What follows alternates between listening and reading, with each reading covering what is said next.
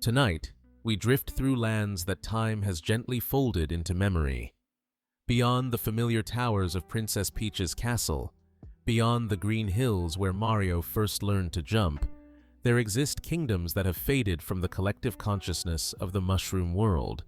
Some exist in dreams, others in deserts far from home, and still others in pockets of reality that shimmer at the edges of what we know.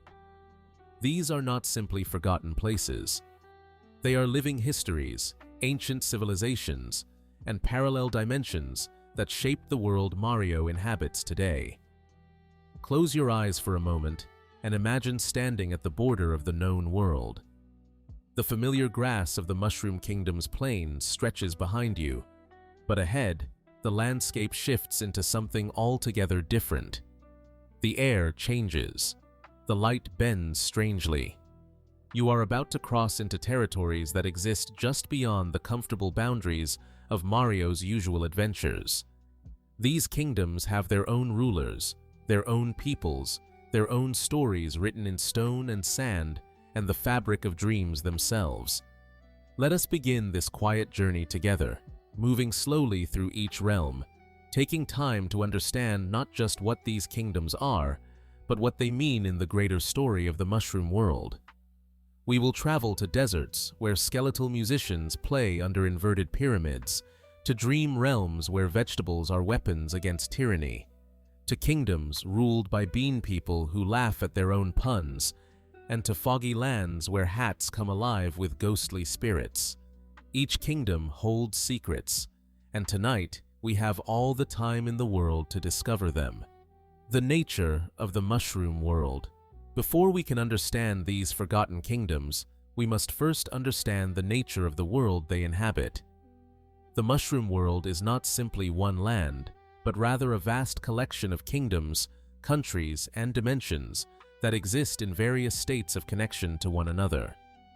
Some scholars of Mario lore have noted that the world itself seems to exist in multiple forms simultaneously. There is the physical mushroom world, accessible by airship or walking across its borders.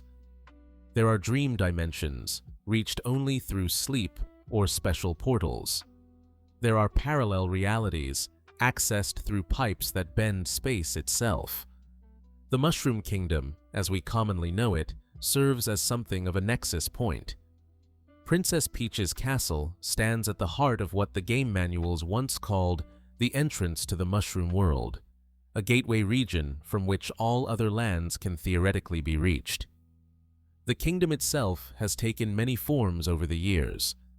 Sometimes it appears as a series of distinct worlds with their own climates and terrains. Other times, it manifests as a more traditional kingdom with a capital city called Toad Town, surrounded by forests, mountains, and beaches, all within relatively close proximity. The inhabitants of this world are equally varied. While toads make up the primary population of the Mushroom Kingdom itself, venturing beyond its borders reveals beanish people in the northeast, skeletal Tostarenans in distant deserts, and fairy-like Sprixies in kingdoms that may exist on entirely different planets or in alternate dimensions. Each of these peoples has their own culture, their own systems of government, and their own understanding of how the world works. What unites these disparate kingdoms is not geography, for they often exist impossibly far from one another, nor is it necessarily politics, for many of these lands have their own independent governments. Rather, what connects them is the strange, magical nature of the mushroom world itself. This is a place where pipes in Brooklyn can lead to magical kingdoms, where dreams become tangible realities, where power-ups can transform a person's size or grant them the ability to throw fireballs.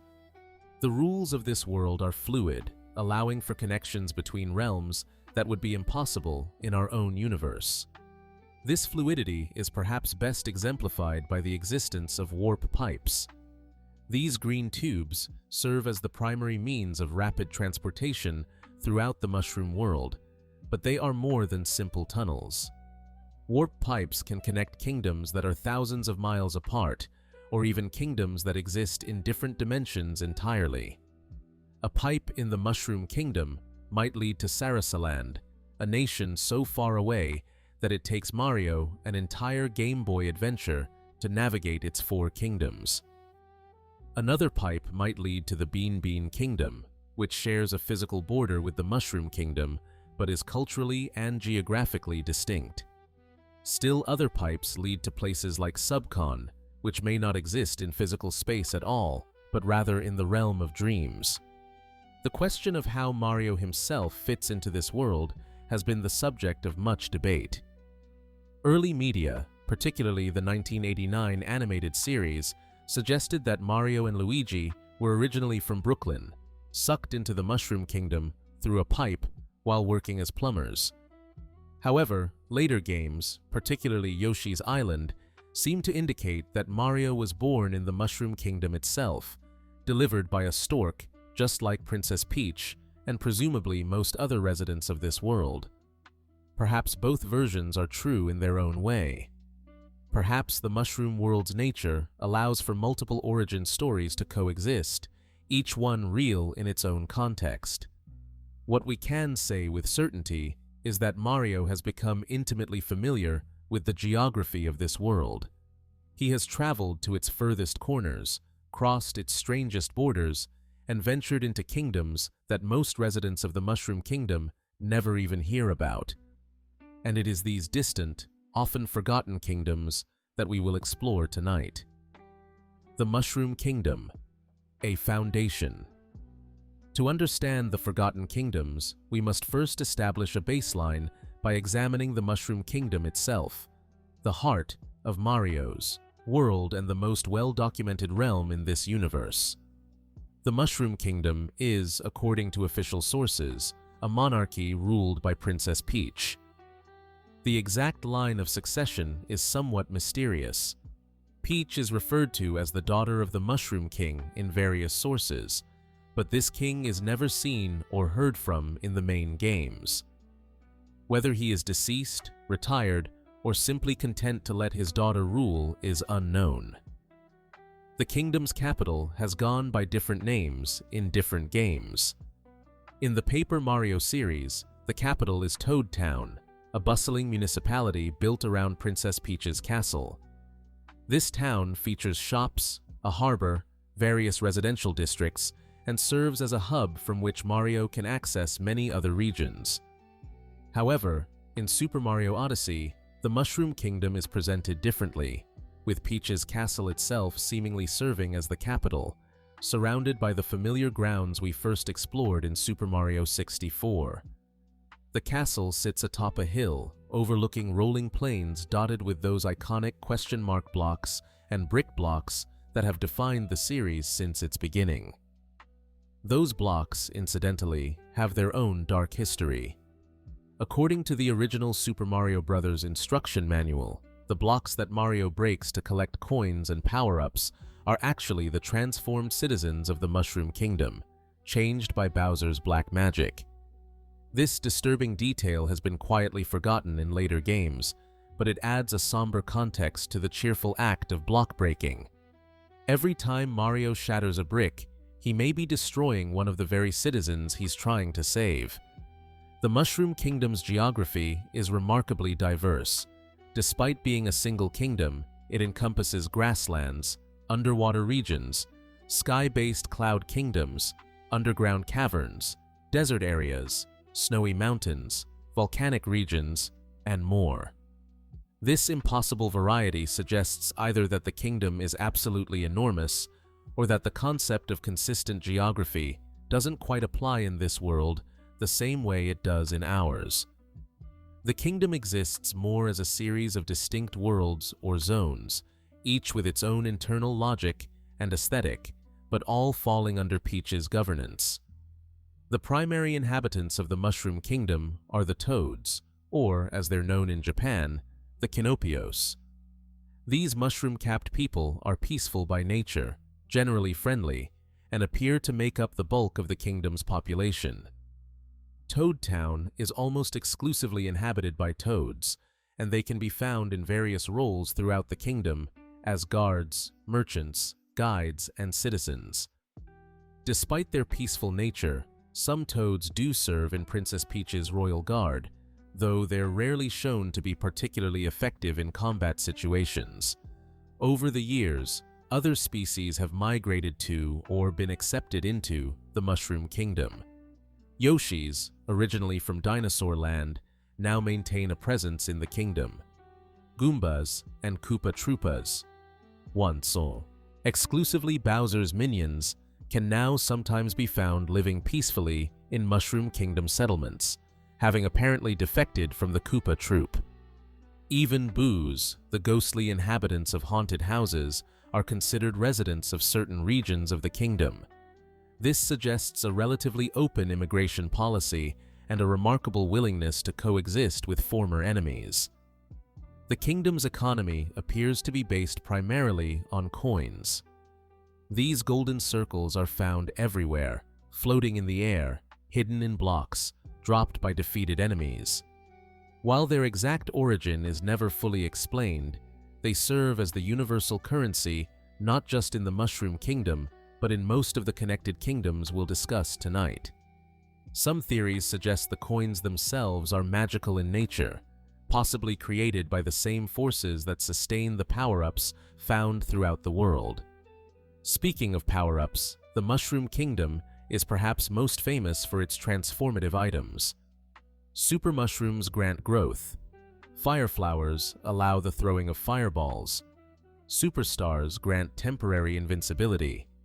And countless other power-ups have been discovered over the years. The source of these items' power is tied to the kingdom's magical nature. According to some accounts, the kingdom is blessed or governed by a mystical force represented by the Power Stars that Mario has collected on numerous occasions. The kingdom's primary antagonist, King Bowser Koopa, rules his own domain to the east, called the Darklands or Koopa Kingdom. Bowser has invaded the Mushroom Kingdom countless times, usually with the goal of kidnapping Princess Peach.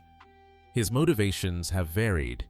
Early accounts suggest he wanted to marry Peach to gain legitimacy as a ruler, and to undo the magic that could reverse his transformations of the kingdom's citizens. Later accounts suggest he developed genuine romantic feelings for the princess, though these feelings are decidedly one-sided. Regardless of motivation, Bowser's repeated invasions have become something of a dark constant in Mushroom Kingdom history. The kingdom has also faced threats from beyond its borders. The alien Tatanga once considered invading before turning his attention to the distant Sarasaland. The Shroobs, time-traveling aliens, once attempted to colonize the kingdom in the past. The Dark Star, an ancient evil, threatened to consume the kingdom from within.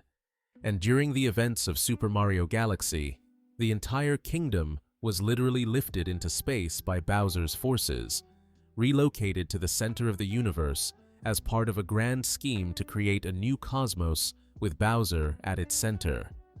Yet the Mushroom Kingdom endures.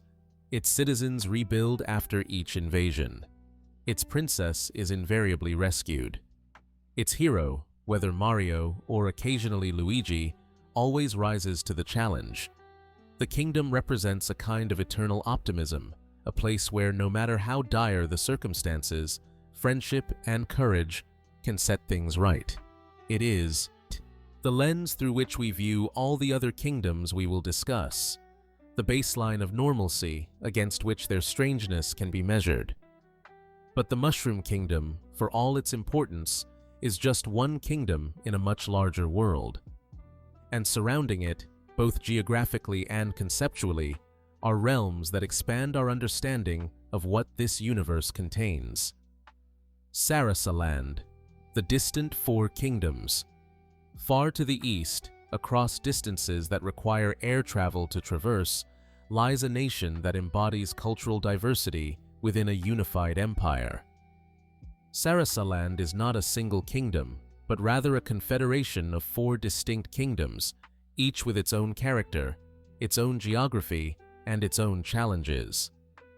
This distant land is ruled by Princess Daisy, a figure who exists in interesting parallel to Princess Peach, yet whose home remains one of the least visited locations in all of Mario lore. Sarasaland made its debut in Super Mario Land, the 1989 Game Boy title that was notably not directed by Shigeru Miyazaki, but rather by Gunpei Yokoi. This different creative hand resulted in a game that felt both familiar and alien. The mechanics were recognizably Mario, but the setting and enemies were utterly unlike anything seen in the Mushroom Kingdom. Sarasaland introduced players to a world inspired not by the Western fantasy elements of the Mushroom Kingdom, but by real-world ancient civilizations and Easter Island's mysterious Moai statues. The name Sarasaland itself has interesting origins. It derives from sarasa, the Japanese word for calico textiles that were imported from India via Portuguese traders during the Edo period. These fabrics were known for their multiple contrasting colors in floral patterns, which is why Sarasaland's ruler, Princess Daisy, is named after a flower. Just as calico patterns feature diverse colors working together, Sarasaland features 4 diverse kingdoms unified under one rule. Let us explore each of these 4 kingdoms in turn, moving through them as Mario once did, starting with the desert heat and ending in ancient mysticism. Birabuto Kingdom. The first of Sarasaland's kingdoms is Birabuto, a desert realm inspired by ancient Egypt. This kingdom is characterized by its pyramids, sphinxes, and sand-covered landscapes. The architecture here suggests a civilization of great age, one that built monuments meant to last for eternity. The people of Birabuto, though we see little of them in their natural state during the events of Super Mario Land, clearly possess significant engineering knowledge to have constructed such enduring structures. When the alien Tatanga invaded Sarasaland, Birabuto Kingdom fell under his hypnotic control. Its citizens, transformed into enemies by Tatanga's influence, included strange sphinx-like creatures and flying insects unique to this region. The kingdom's defenders, the Gao, stone lion-like creatures, were turned against their home. Yet even under alien occupation, the kingdom's essential Tsi character remained. The temples still stood. The desert winds still blew. The ancient legacy of Birabuto persisted. The desert environment of Birabuto suggests significant adaptation by its people. Water must be scarce, yet somehow civilization flourishes here. The kingdom's relationship with the other 3 kingdoms of Sarasaland is never explicitly detailed, but the existence of a unified nation suggests trade routes, diplomatic connections, and shared resources between the 4 realms. Birabuto likely trades in resources unique to desert environments, perhaps rare minerals, precious stones, or specialized textiles suited to hot climates. Muda Kingdom. The second kingdom. Mario encounters in Sarasaland is Muda, an oceanic realm partially inspired by Bermuda and the mythical lost civilization of Mu. This kingdom represents a stark contrast to Birabuto's desert heat. Here, water is not scarce but abundant. Much of Muda exists underwater, requiring visitors to adapt to aquatic environments or utilize the submarines that this kingdom uniquely possesses. Muda Kingdom introduced players to a water world unlike the simple underwater levels of previous Mario games. Here, Mario could board a submarine called the Marine Pop, a vehicle that allowed him to shoot missiles at underwater enemies. This suggests that Muda Kingdom possesses relatively advanced technology, at least in the realm of maritime engineering. The kingdom's forces included unique aquatic enemies and strange jellyfish-like creatures that exist nowhere else in the Mario universe. The connection between Muda and the legend of Mu, the mythical lost continent said to have sunk beneath the Pacific Ocean, adds a layer of mystery to this kingdom. Is Muda itself the remnant of a once greater civilization that was partially submerged? Did its people adapt to aquatic life after some ancient cataclysm? The game offers no answers, but the implications linger like the water that surrounds this mysterious realm. Easton Kingdom. Perhaps the most visually distinctive of Sarasaland's 4 kingdoms is Easton, inspired by Easter Island. This kingdom is dominated by enormous moai heads, those enigmatic stone faces that have puzzled archaeologists for centuries. In Easton Kingdom, these heads are not merely statues, but appear to be entities unto themselves, part of the kingdom's strange ecology. Easton represents a different kind of mystery than Muda. Where Muda suggests a lost civilization, Easton suggests an alien one, a culture whose logic and purpose remain opaque to outsiders. Why were the giant heads created? What do they represent? Are they monuments, guardians, or something else entirely? The game never explains, and perhaps that's appropriate. Some mysteries are meant to remain mysteries, especially in kingdoms this far from home. The residents of Easton, who appear as enemies under Tatanga's control, include the Toko, strange walking head creatures, and the Honen, seahorse-like beings that navigate both land and air. The kingdom's climate appears temperate, with a mix of land and water not unlike Muda, but with different architecture and a distinct cultural feel. Easton exists as a reminder that not all kingdoms can be easily categorized or understood through familiar frameworks. Chai Kingdom. The final kingdom of Sarasaland is Chai, inspired by ancient China. This kingdom embraces mysticism and martial aesthetics. Its architecture features traditional East Asian designs with curved roofs and ornate decorations.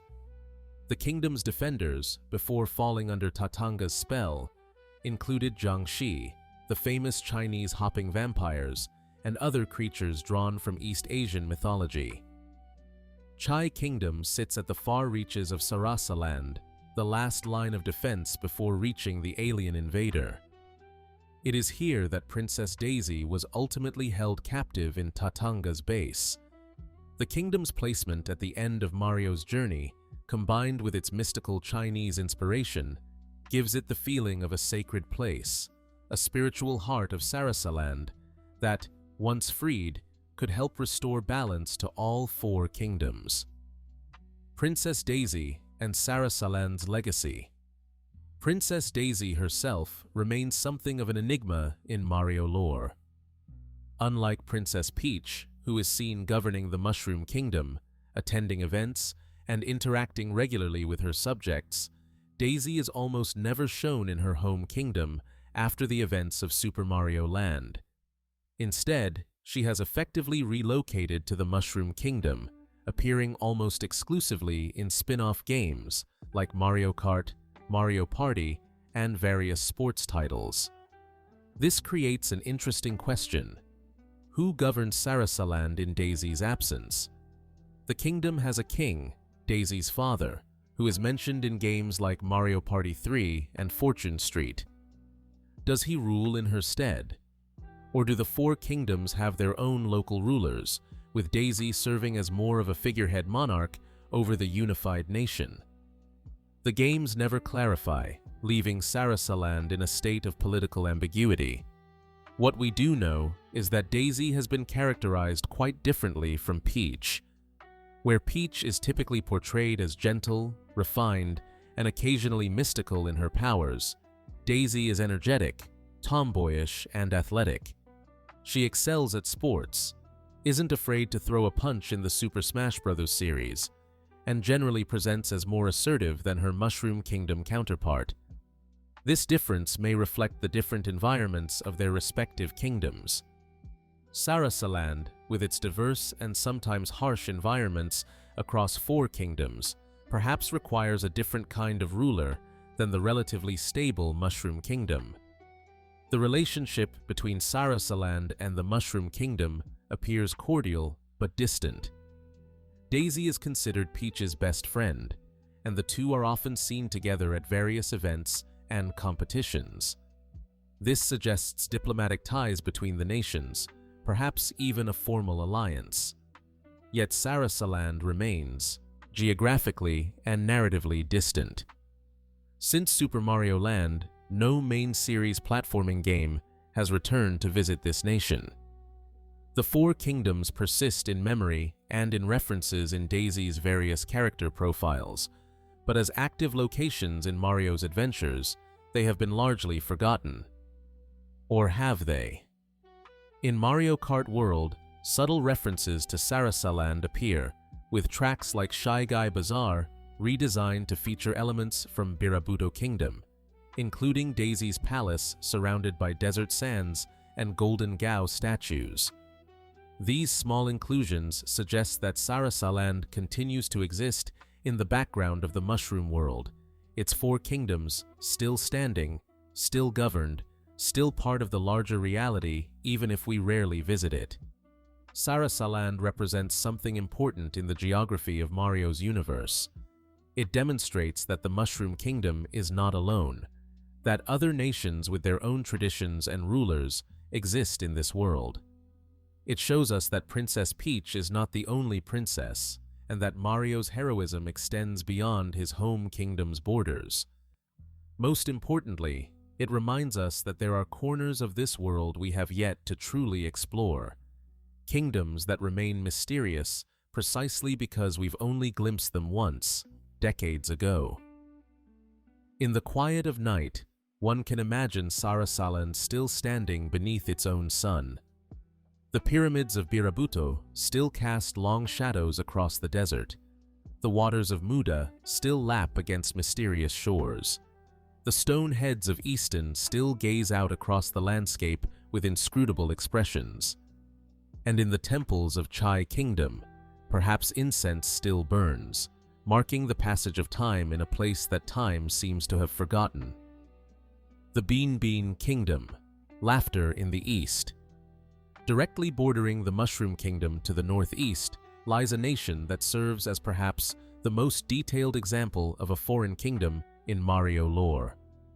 The Beanbean Kingdom is not distant like Sarasaland or dreamlike like some of the realms we will discuss later. It is a physical neighbor, accessible by airship, with clear diplomatic relations and ongoing cultural exchange with the Mushroom Kingdom.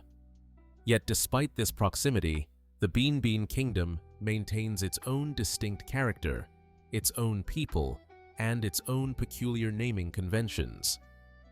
The Beanbean Kingdom made its debut in Mario & Luigi, Superstar Saga for the Game Boy Advance in 2003. This role-playing game allowed players to explore the kingdom in depth, visiting its towns, meeting its citizens, and understanding its culture in ways that most Mario games never allow. What emerged was a portrait of a nation that exists in interesting parallel to the Mushroom Kingdom while retaining its own unique identity. Geography and landscapes. The Beanbean Kingdom's geography is varied and distinctive.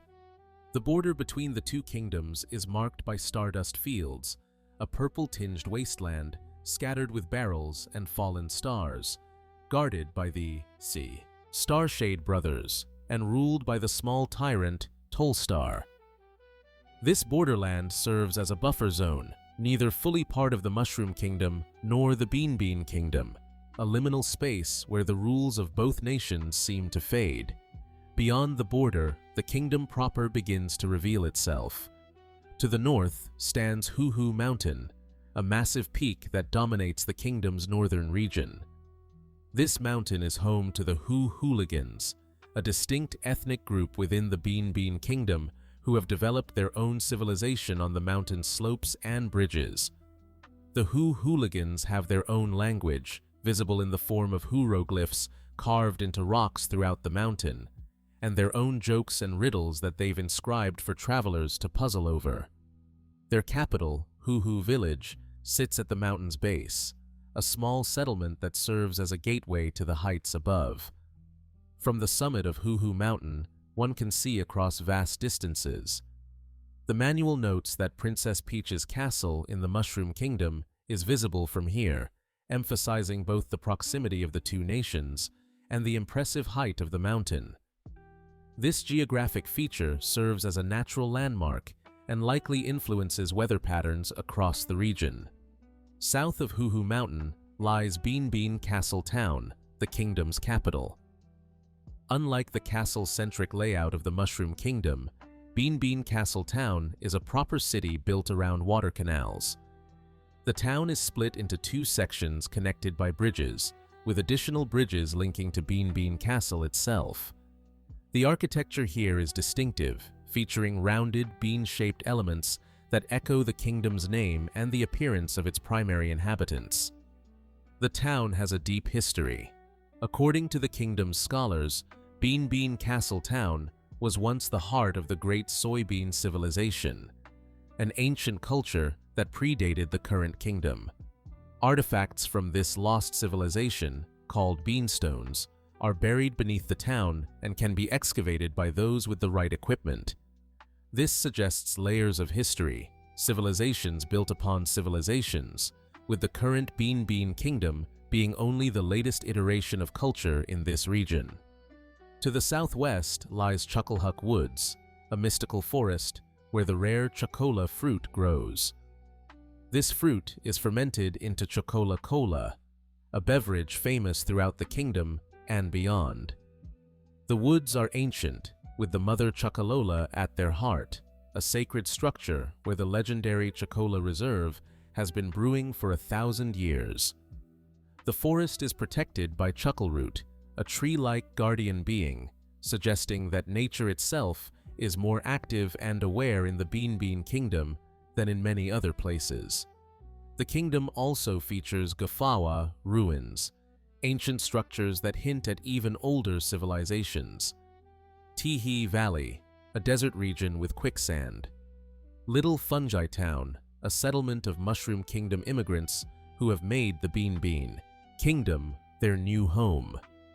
And Joke's End, a frigid northern region where comedy goes to die, a harsh and hostile environment at the furthest reaches of the kingdom. The Beanish people and culture. The primary inhabitants of the Beanbean Kingdom are the Beanish people. Bean-like beings with green skin, leaves sprouting from their heads, and an pronounced enthusiasm for laughter and wordplay. The Beanish are physiologically distinct from toads, though they serve a similar societal role as the primary civilian population of their kingdom. They range in size from quite small to quite large, with Queen Bean herself being notably rotund, even before her temporary transformation by the belly blech worm. Beanish culture is permeated by laughter. Nearly every location in the Beanbean Kingdom is named after some form of laughter onomatopoeia. Huhu Mountain, Chucklehuck Woods, Gafaha Ruins, Tihi Valley, Harhal's Studio. This linguistic quirk suggests a cultural value placed on humor and joy, even in the face of hardship. The kingdom has faced invasions, internal strife, and various disasters, yet its people maintain this connection to laughter in their very language and place names. The Beanish have demonstrated impressive longevity in some cases. Bubbles, the original owner of Chateau de Chucklehuck, spent 1,000 years perfecting the Chocola Reserve. This suggests either that the Beanish can live for centuries, or that certain individuals among them have access to life-extending magic or properties. The implications of such longevity for Beanish society are never fully explored, but it raises interesting questions about memory, tradition, and the passing of knowledge in their culture. Technologically, the Beanbean Kingdom appears roughly equivalent to the Mushroom Kingdom, with some areas of specialization. The kingdom has airships, evidenced by Bowser's Koopa Cruiser being able to travel between the kingdoms.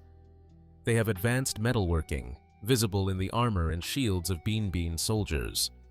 They possess sophisticated agricultural knowledge, particularly regarding the cultivation of special beans and the fermentation of chocola cola. And they have their own system of magic, with sorcerers and witches like Cacletta, demonstrating powers that rival or exceed those seen in the Mushroom Kingdom. Politics and governance.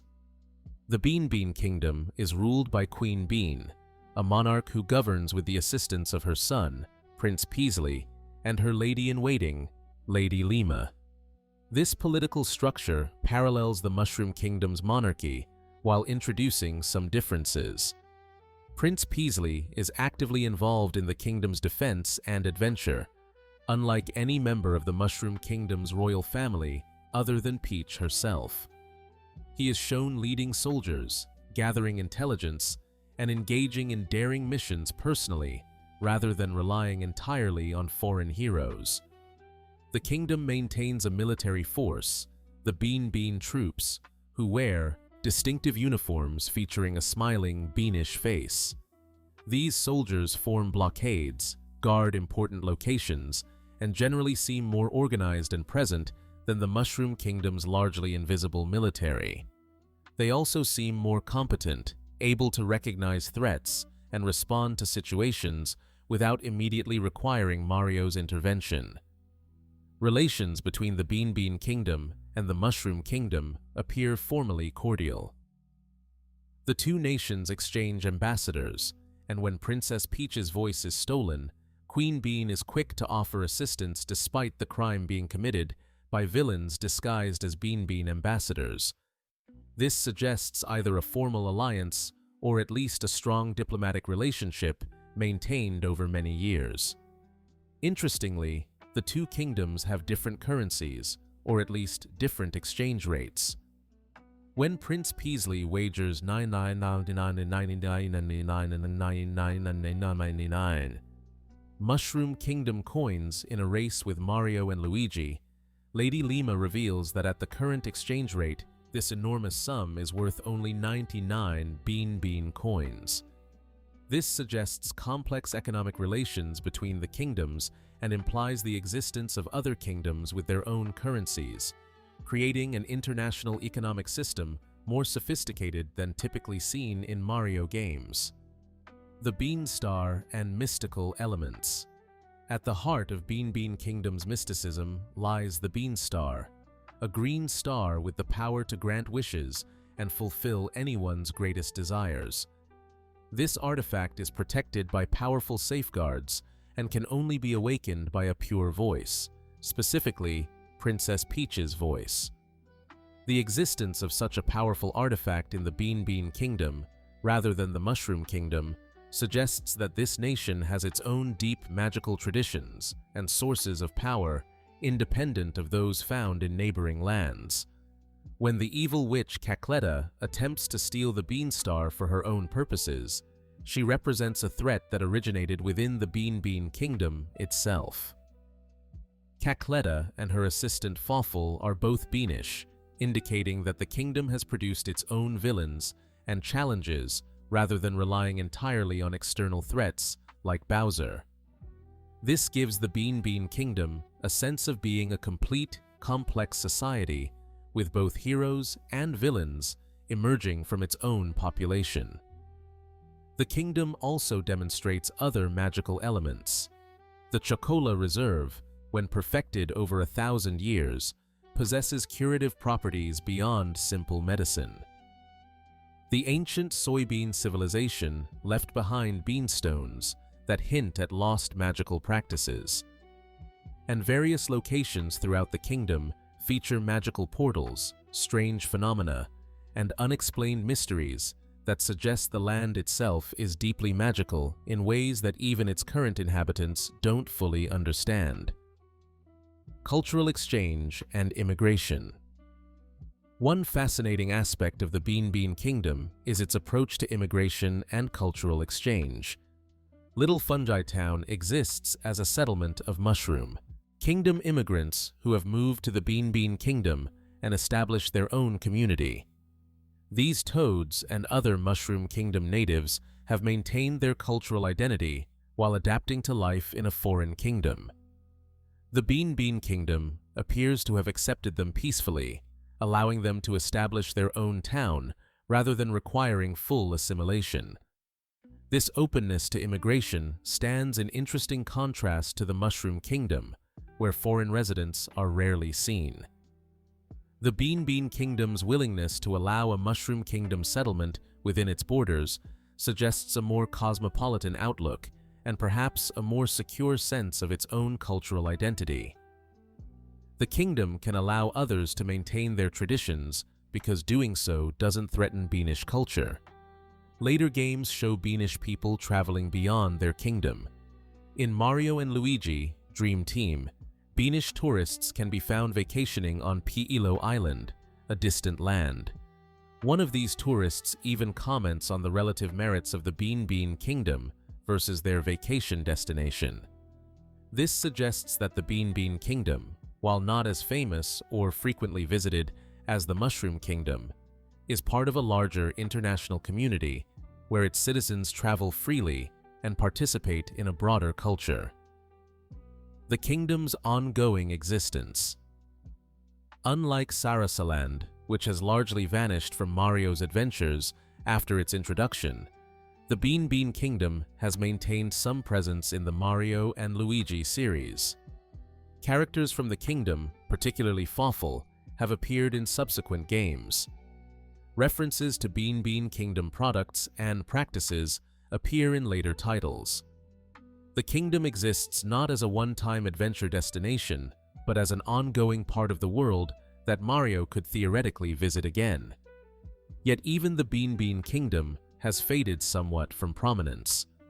The detailed exploration of its regions, the deep dive into its culture and history, the sense of it being a fully realized place with its own geography and politics, all of this has not been replicated in later games. The kingdom exists, but we see it from a distance now, knowing it's there, but not actively experiencing it. In the stillness of night, one imagines the Beanbean Kingdom going about its business. Queen Bean governs from her castle, Prince Peasley trains with his sword, the citizens laugh and go about their daily lives.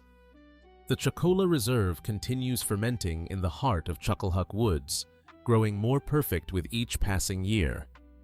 The Hooligans carve new hieroglyphs into the rocks of their mountain home. And deep beneath Beanbean Castle Town, the beanstones of the ancient soybean civilization wait in darkness, silent witnesses to the rise and fall of kingdoms in this land. Subcon, the land of dreams. Now we must speak of a kingdom that may not exist at all, or perhaps exists more truly than any other. Subcon is the land of dreams, a realm that Mario visits in his sleep. Place that is simultaneously real and unreal, substantial and ephemeral. To understand Subcon is to grapple with the nature of reality itself within the mushroom world, and to acknowledge that not all kingdoms are made of stone and earth. Subcon first appeared in Super Mario Bros. 2, though the game's own ending questions whether the events depicted really happened or were merely Mario's dream. The game opens with Mario having a dream about a staircase leading to a mysterious door. When he opens the door, he sees an incredible world, and a quiet voice welcomes him to Subcon, the land of dreams. The voice explains that Subcon has been taken over by the evil frog Wart and begs for Mario's help. Upon waking, Mario tells Luigi, Toad, and Princess Peach about this strange dream, only to discover that all four of them experience the same dream. They decide to go on a picnic, and during this outing, they discover a cave with a staircase identical to the one from their shared dream. Climbing the stairs, they find a door, and through that door, they enter Subcon itself. The dream was real, or rather, the dream is real, a place that can be visited, but only through specific conditions. The nature of Subcon. Subcon exists as a dream world, but what does this mean? It is not simply a hallucination or a sleeping fantasy. It is a place with its own geography, its own inhabitants, its own consistent physical laws. Visitors to Subcon can pick up vegetables and throw them. They can ride on flying carpets and climb vines. They can be injured by enemies and healed by mushrooms. The dream has substance, even if that substance is made of the stuff of dreams. The landscape of Subcon is appropriately dreamlike. Much of the kingdom exists high in the sky, with clouds serving as solid ground. The kingdom features multiple moons visible simultaneously in the night sky, an astronomical impossibility that makes perfect sense in a dream. Recurring landscapes appear, grasslands that repeat, deserts with pyramids, snowy islands, and the dark factory of Wart himself. The kingdom has no cities or towns visible, only landscapes and structures that exist in isolation from each other. The original game that Super Mario Bros. 2 was based on, Yume Kojo, Doki Doki Panic, provides some additional context. In that game's story, Subcon was the setting of a fairy tale about a dream world called Mu Kai. In this world, happy dreams created good weather, while bad dreams brought storms. The people of Mu invented a dream machine to ensure good dreams and good weather, but a villain transformed it into a machine for producing monsters. This backstory, while not directly canonical to Super Mario Bros. 2, suggests that Subcon is a place where dreams and reality literally intersect, where the content of dreams can affect physical conditions. The Subcons and their kingdom. The inhabitants of Subcon, also called Subcons, are fairy-like beings. They wear pajama-like clothing and possess wings, appropriate for residents of a dream world. Under Wart's rule, these peaceful beings were captured and imprisoned in a jar, unable to intervene as their world was overrun by monsters created by the corrupted Dream Machine. According to BS Super Mario USA, a pseudo-sequel released for the Satellaview, Subcon has its own king who rules over the Subcons. This king called upon Mario and his friends to return to Subcon when Wart emerged from hiding after his initial defeat. This suggests that Subcon has a political structure, a monarchy that governs even a dream realm. The implication is that Subcon is not simply the dream of any one person, but rather a shared dream space, a collective unconscious that has developed its own independent existence. The various regions of Subcon each have their own character. World 1 features grasslands and nighttime skies. World 2 is a desert with pyramids and mummies. World 3 returns to grasslands, but with different structures and enemies.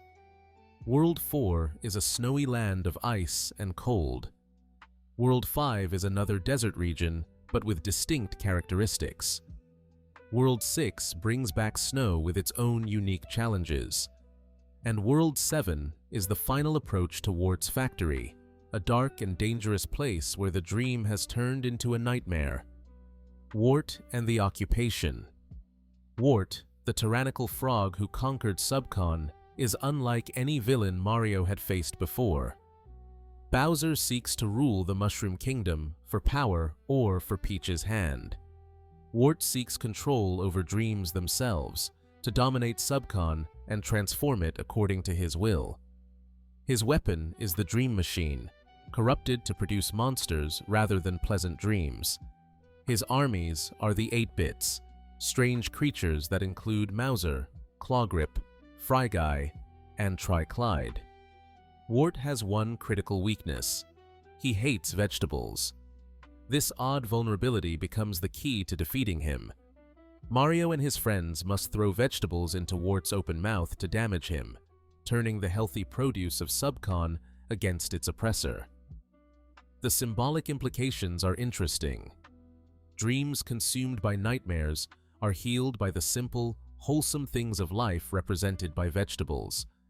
When Wart is defeated, the Subcons celebrate, carrying the villain's body off-screen to deliver some presumably painful justice. In the original Super Mario Bros. 2 ending, we then see Mario waking up in his bed, apparently having dreamed the entire adventure. But was it a dream? The game ends ambiguously, with Mario uncertain about the reality of what he experienced. The dream question and canonical status. The question of whether Super Mario Bros. 2 was just a dream has been debated by fans for decades. The game's ending certainly suggests it was, showing Mario asleep and then waking. Yet subsequent games have treated elements of Super Mario Bros. 2 as real. Bob Ohms, first introduced in this game, are now a staple enemy throughout the Mario series. Shy Guys, Birdo, Pokies, and other enemies from Subcon now appear in numerous games, often in contexts far removed from dreams. Princess Peach's floating jump, first established in Super Mario Bros. 2, has been retained as one of her signature abilities in later games. The game introduced the ability to pick up and throw items, a mechanic that has appeared in many subsequent titles. These elements have been extracted from the dream of Subcon and made real in the waking world of the Mushroom Kingdom. One interpretation is that Subcon exists as a real place that can only be accessed through dreams. When Mario, Luigi, Peach, and Toad visit it, they are genuinely there, not simply imagining it. The experience is real, but it takes place in a different kind of space, a dream dimension that parallels physical reality. The enemies and items from Subcon can cross over into the waking world, perhaps carried back by the dreamers, or perhaps bleeding through the permeable boundary between dream and reality. The animated series, The Super Mario Bros. Super Show, embraced elements of Super Mario Bros. 2, featuring many episodes set in worlds that resembled Subcon or borrowed its elements. While the cartoon is not considered canonical, its willingness to treat Subcon-like locations as real and visitable suggests that even early interpreters of the game struggled with the dream question and opted to treat these experiences as genuine adventures rather than mere fantasy. Subcon's legacy and connections. Subcon has not been revisited in mainline Mario games since Super Mario Bros. 2 and its sequel on the Satellaview. However, its influence persists. In Super Smash Bros. Melee, a stage called Mushroom Kingdom 2 is explicitly based on Subcon, featuring the vegetable pulling mechanic and the distinctive visual style of the Dream World.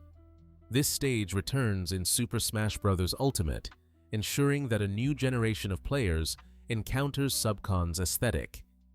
More intriguingly, some have theorized connections between Subcon and later kingdoms.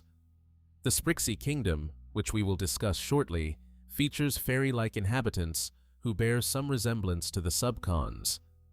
Both realms are ruled by multiple princesses or fairy-like royalty. Both have a somewhat otherworldly quality, existing separate from the Mushroom Kingdom but accessible through special means. Could the Sprixie Kingdom be a reimagining of Subcon, or perhaps a related dimension in the family of dream-adjacent realms? The game, The Legend of Zelda: Link's Awakening, features a similar dream conceit, with the entire game taking place on an island that exists only in the dreams of the Windfish. Interestingly, Link's Awakening features a character named Mamu, who appears in a similar role to Wart from Super Mario Bros. 2 and has the same Japanese name. Both games end with the revelation that everything was a dream, yet both games treat the experiences as meaningful and the relationships formed as real, even if the place where they occurred dissolves upon waking. The Odyssey philosophy of Subcon. Subcon forces us to confront questions about the nature of reality in the Mushroom world. If dreams can be visited, if they can be shared, if items and creatures from dreams can enter the waking world, then what is the difference between dream and reality? Perhaps in a world where magic is common, where power-ups can transform your body, where pipes can transport you instantly across vast distances, the boundary between dream and reality is simply thinner than in our world. Subcon may represent the collective unconscious of the Mushroom world, a shared dream space where the hopes, fears, and imagination of all the world's inhabitants intermingle.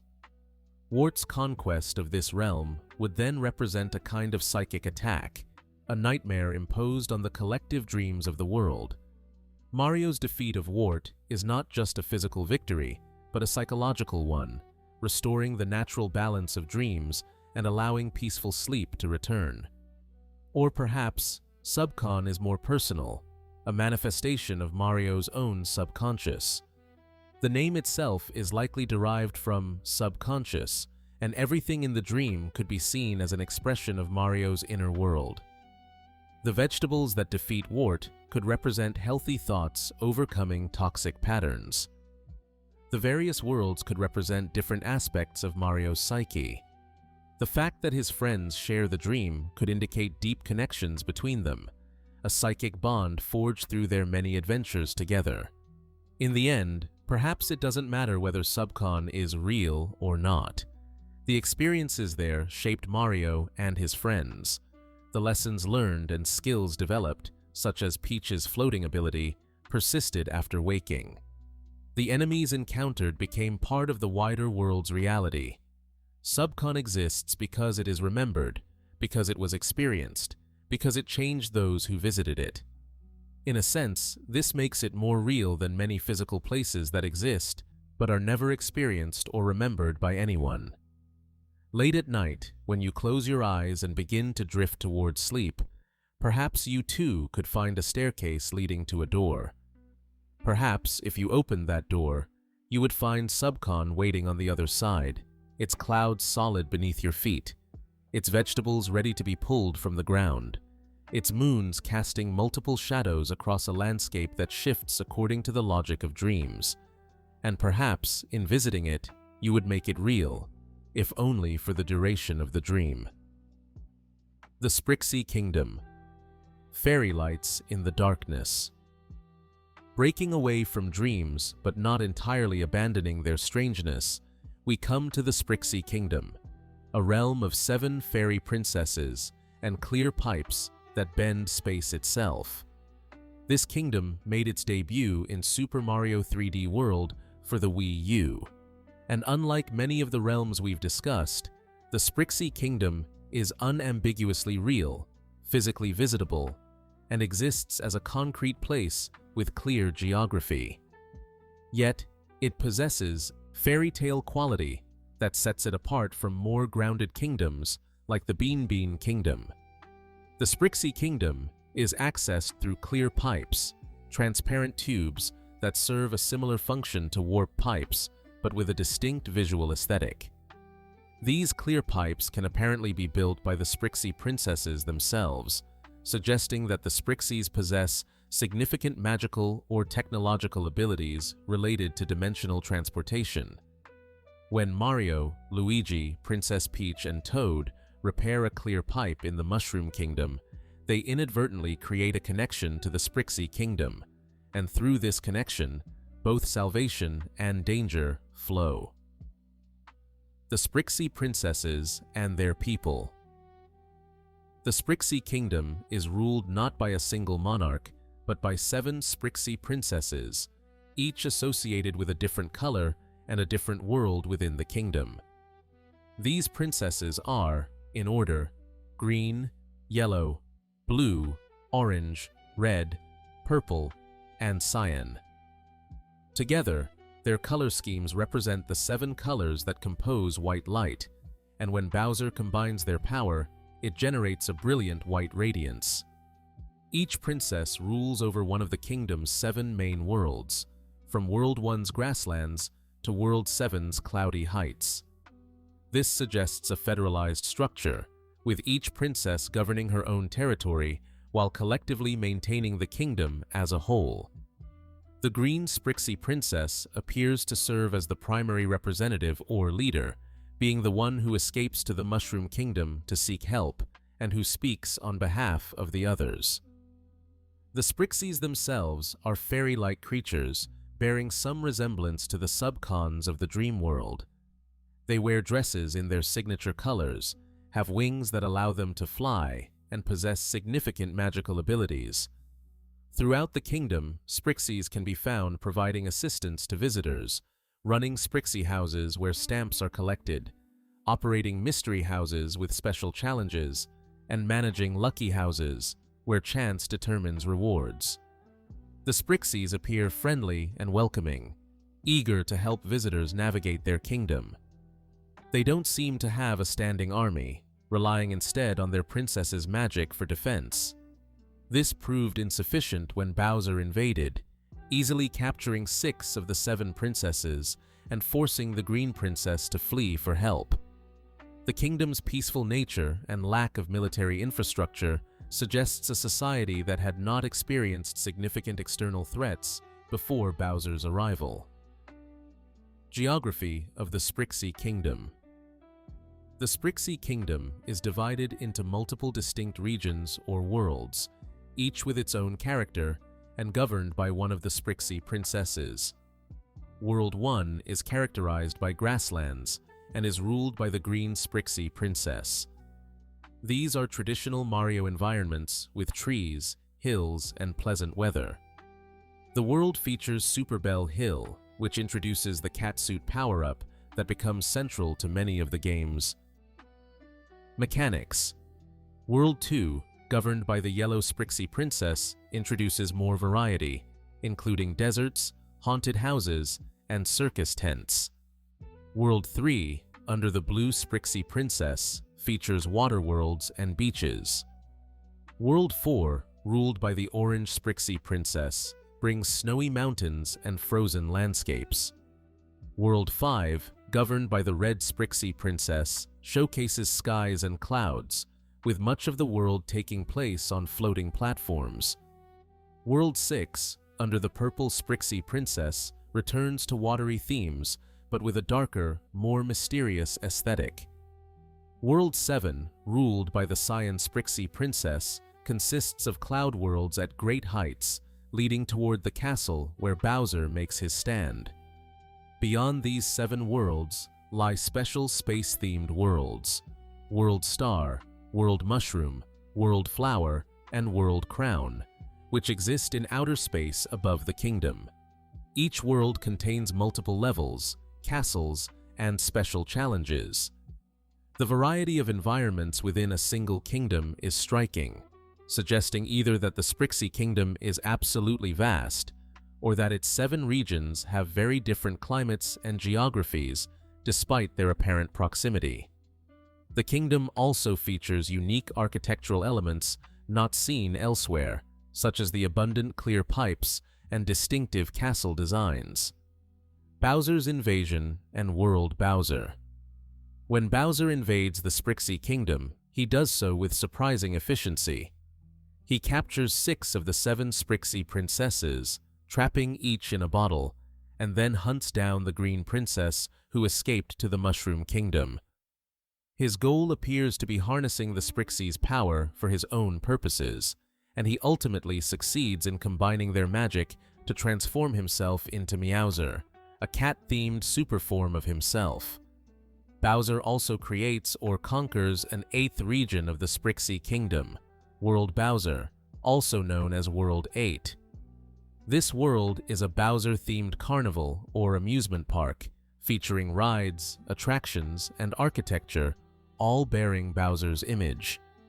It's unclear whether Bowser built this world from scratch using stolen Sprixie magic, or whether he conquered and transformed an existing region of the kingdom. Either way, World Bowser represents a corruption of the Sprixie Kingdom, a place of joy and wonder twisted into a monument to Bowser's ego. The carnival theme of World Bowser is interesting. Rather than a dark fortress or volcanic wasteland, Bowser creates something superficially fun and bright, but with a sinister undertone. It's as if he's trying to create his own kingdom, his own world, but can only conceive of it in terms of self-aggrandizement and spectacle. The rides and games are dangerous, the attractions are deadly, but they maintain a facade of entertainment that makes the place all the more unsettling. The aftermath and ongoing connections. After Mario and his friends defeat Meowser and rescue all 7 Sprixie princesses, the princesses use their combined magic to undo the damage Bowser caused to their kingdom. They then wave goodbye to the heroes as they return to the Mushroom Kingdom via a clear pipe. The ease of this travel suggests that the connection between the two kingdoms remains open, that these clear pipes now provide a permanent link allowing travel between realms. Indeed, after the credits, the Sprixie princesses build a rocket in World 1 that allows travel to the secret bonus worlds in outer space. This demonstrates their advanced abilities in construction and engineering, or perhaps their magic extends to space travel and the creation of vehicles. The willingness to share this rocket with Mario and his friends indicates gratitude and an ongoing relationship between the kingdoms. The Sprixie Kingdom appears again in Super Mario Maker 2, where all backgrounds in the Super Mario 3D World theme feature elements and landscapes from the Sprixie Kingdom. This suggests that the kingdom continues to exist and thrive after Bowser's defeat, its 7 worlds still governed by their 7 princesses, its Sprixies going about their lives in this fairy tale realm. Theories and connections. Some fans have theorized connections between the Sprixie Kingdom and earlier realms, particularly Subcon. Both are ruled by fairy-like beings. Both feature multiple princesses or fairy royalty. Both have a somewhat otherworldly quality, existing separate from the Mushroom Kingdom but accessible through special means. Could the Sprixie Kingdom be a physical manifestation of the dream world? Could Subcon and the Sprixie Kingdom exist in parallel, different aspects of the same underlying reality? Another theory suggests that the Sprixie Kingdom may not be on the same planet as the Mushroom Kingdom. The presence of the Comet Observatory in the Sprixie Kingdom's space worlds, an object from Super Mario Galaxy that travels through the cosmos, hints that the kingdom might be on a different world entirely. The clear pipes would then function not just as portals through space, but potentially through the vacuum of space itself, connecting 2 worlds that are astronomically distant. The relationship between the Sprixie Kingdom and the Mushroom Kingdom appears friendly and mutually beneficial. The green Sprixie princess feels comfortable coming to the Mushroom Kingdom for help, suggesting either prior contact or a reputation that extends even to fairy kingdoms in distant realms. The Mushroom Kingdom residents, for their part, readily travel through an unknown pipe to help these fairy beings, suggesting a culture of heroism and assistance that extends beyond their own borders. Cultural and symbolic elements. The Sprixie Kingdom embodies a kind of fairy tale aesthetic that, while present in other Mario games, is more explicitly foregrounded here. The 7 princesses recall Snow White and the 7 dwarfs, with each princess having a distinct color identity, like the dwarfs have distinct personality traits. The emphasis on color and light, with the 7 princesses representing the 7 colors that make white light, adds a symbolic dimension related to unity and diversity. The kingdom's emphasis on brightness and color contrasts with Bowser's dark transformation of it. Even World Bowser, for all its carnival brightness, has an artificial quality compared to the natural beauty of the 7 Sprixie worlds. This suggests a theme about authentic joy versus forced spectacle, about the natural wonder of the Sprixie Kingdom versus Bowser's manufactured amusement park. The clear pipes themselves are symbolically significant. Unlike the traditional green warp pipes that are opaque, hiding their interior workings, clear pipes are transparent. You can see through them, watch yourself travel through them, understand their path. This transparency could represent the openness and honesty of the Sprixie Kingdom, a realm without dark secrets, where what you see is what you get. The Sprixies build these pipes to connect worlds, to foster communication and travel, to break down barriers rather than erect them. In the gentle darkness of night, one imagines the Sprixie Kingdom still standing beneath its own sky. The 7 princesses go about their governance, each tending to her own world. The Sprixies flutter about on translucent wings, helping visitors and maintaining the mystery houses. The clear pipes still connect to the Mushroom Kingdom, and occasionally a curious toad might take a journey through them, emerging in a world of fairy lights and impossible colors. The kingdom endures, a place where light itself becomes art, where 7 colors blend to create something pure and perfect. The Cap Kingdom, where hats come alive. In a realm perpetually shrouded in fog, where top hats serve as both homes and airships, where ghost-like beings wear their identities on their heads, we find the Cap Kingdom. This gloomy, monochromatic land is among the most atmospheric locations in all of Mario's adventures, a place where the very air seems thick with mystery, and where formality is not just a social convention, but a fundamental aspect of existence. The Cap Kingdom, specifically its primary settlement of Bonneton, serves as the opening kingdom in Super Mario Odyssey. This placement is no accident. The developers intended the kingdom to reflect the player's feelings at the start of a new game, uncertain, slightly unsettled, diving into something strange and new. The Cap Kingdom's eerie atmosphere and unusual inhabitants set the tone for an adventure that would take Mario to kingdoms far stranger than any he'd visited before. Bonneton and its inhabitants. Bonneton is the main town of the Cap Kingdom, a settlement of hat-shaped buildings scattered across a top hat-shaped island. The architecture here is distinctly Victorian, inspired by London, England, with an emphasis on proper fashion and formal behavior. Lampposts shaped like hat racks light the fog-shrouded streets.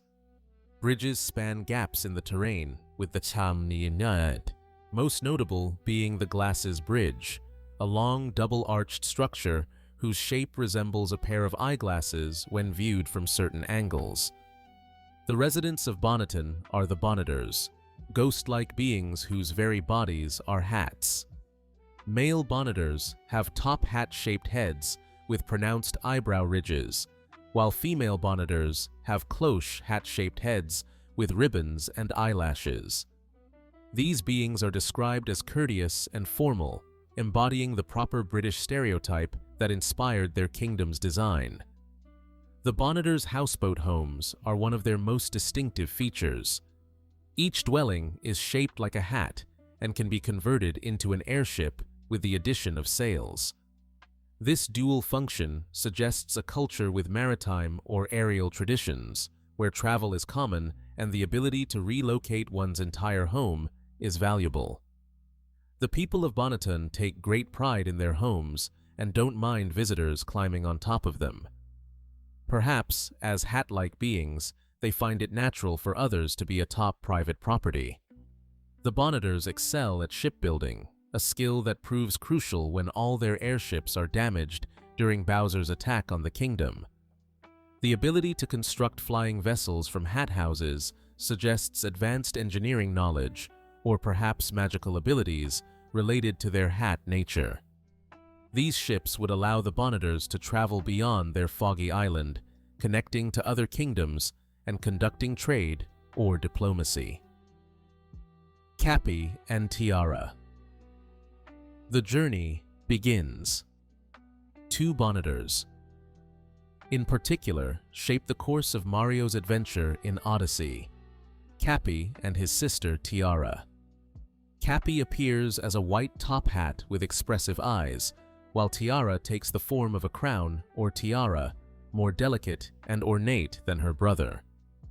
Both possess the natural Bonneter ability to capture other beings, temporarily taking control of their bodies by transforming into an appropriate hat for that form.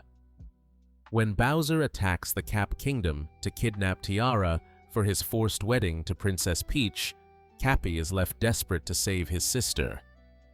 His encounter with Mario, who has just been defeated by Bowser and knocked from the Koopa King's airship, is fortuitous for both. Mario's hat has been destroyed, torn to shreds by Bowser's ship's propeller. Cappy needs a companion to help rescue his sister. The solution is elegant. Cappy transforms into a replica of Mario's trademark red cap and joins him, creating the partnership that would carry them through the entire adventure. This partnership represents something new in Mario lore, a character who is literally a part of Mario's outfit, a companion worn upon his head. Cappy can be thrown as a weapon, used to solve puzzles, and most importantly, can capture enemies and objects, allowing Mario to possess and control them. This mechanic, central to all of Super Mario Odyssey, originates from Bonneter culture and abilities. In essence, Mario is borrowing Bonneter power for his adventure. The relationship between Mario and Cappy goes beyond mere utility. They form a genuine friendship, working together toward a common goal. Cappy acts as a guide, providing advice and exposition about the kingdoms they visit. Mario provides the physical strength and platforming skills that Cappy lacks. Together, they are more capable than either would be alone, a true symbiotic partnership. The kingdom's atmosphere and design. The Cap Kingdom is intentionally designed to be unsettling. The color palette is severely limited, primarily blacks, whites, and grays, with occasional gold accents. This monochromatic scheme makes the moon appear more impressive when it's visible in the sky, and according to the developers, it was a deliberate choice to create this visual contrast. The fog is perpetual, obscuring distant structures and creating an atmosphere of mystery. The most prominent landmark is Top Hat Tower, an enormous structure shaped like a top hat that dominates the kingdom's skyline. This tower serves as both a landmark and a practical structure, with its interior containing various challenges and its brim providing a spectacular view of the surrounding area. The tower was conceived in early designs with eyes that resembled windows and a smaller tower on top, creating an even more anthropomorphic appearance. The kingdom's music reinforces its eerie atmosphere. Composed with strings and wind instruments, the soundtrack feels simultaneously whimsical and melancholy, like a music box in an abandoned mansion. The sound design includes the ambient noise of wind, the echoing of footsteps on Bonneton's streets, and the distant sounds of water falling from the kingdom's edges. Beyond Bonneton proper lies the Central Plaza, the main residential area that is in ruins when Mario first arrives, damaged by Bowser's attack. As Mario progresses in his adventure and eventually saves Peach and Tiara, the plaza is rebuilt, its residents return, and the kingdom begins to recover. This progression from damage to healing gives the Cap Kingdom a sense of time passing, of a community recovering from trauma. The Bonneters beyond their kingdom. Interestingly, Bonneters appear in kingdoms other than their own. They operate Crazy Cap stores in the nearby Cascade Kingdom and various other locations throughout Mario's journey. These Bonneters have eyes colored to match their role, with yellow-eyed Bonneters handling yellow-labeled items and purple-eyed ones managing purple items. The Crazy Cap logo itself features a Bonneter in the form of a baseball cap, with two C's forming the eyes. This suggests that Bonneter culture includes merchant traditions, and that these hat-like beings are comfortable traveling to distant kingdoms to conduct business. The Crazy Cap stores appear even in kingdoms like the Sand Kingdom and the Metro Kingdom, places very far from the foggy shores of Bonneton. These Bonneters must be quite adaptable, able to function in climates and cultures very different from their home. After Mario completes his main adventure, Bonneters can be found in most kingdoms he visits, participating in various activities. Some hide in games of hide-and-seek, testing Mario's observational skills. Others act as biologists, studying the creatures of distant lands. This post-game presence suggests that Bonneters are curious and scholarly, interested in learning about the wider world beyond their fog-shrouded island. The hide-and-seek missions reveal an interesting aspect of Bonneter behavior. When hiding, a Bonneter's eyes are visible from the back of their hat, allowing the player to spot them. When Mario finds them, they express surprise and happiness at being discovered, often asking him not to tell their friends. This playfulness contrasts with their formal demeanor, suggesting that Bonneters have a lighter side beneath their courteous exteriors. Connections to other realms. The Cap Kingdom is geographically positioned between several other kingdoms in Odyssey. It lies west of the Cascade Kingdom and northeast of the Mushroom Kingdom, making it relatively close to Mario's home. This proximity raises questions about why the Mushroom Kingdom and the Cap Kingdom haven't had more interaction. Perhaps the fog and atmospheric conditions of the Cap Kingdom make it uninviting to visitors, or perhaps the Bonneters prefer their relative isolation. The kingdom's connection to hats specifically creates thematic links to Mario's character. His red cap has been his signature element since the original arcade Donkey Kong, marking him as distinct and recognizable. To begin an adventure in a kingdom where hats are the primary residents, where hat beings become Mario's companion, where the entire aesthetic revolves around headwear, feels appropriate. The Cap Kingdom validates and explores an element of Mario's identity that has always been present but rarely examined. Some fans have noted similarities between Bonneters and Tsukumagami, spirits from Japanese folklore that inhabit objects that have reached 100 years of age. These objects gain souls and consciousness, becoming neither entirely object nor entirely alive. The Bonneters, as hat spirits, fit this framework. They are hats that have become alive, or perhaps beings who were always alive but whose form happens to be that of hats.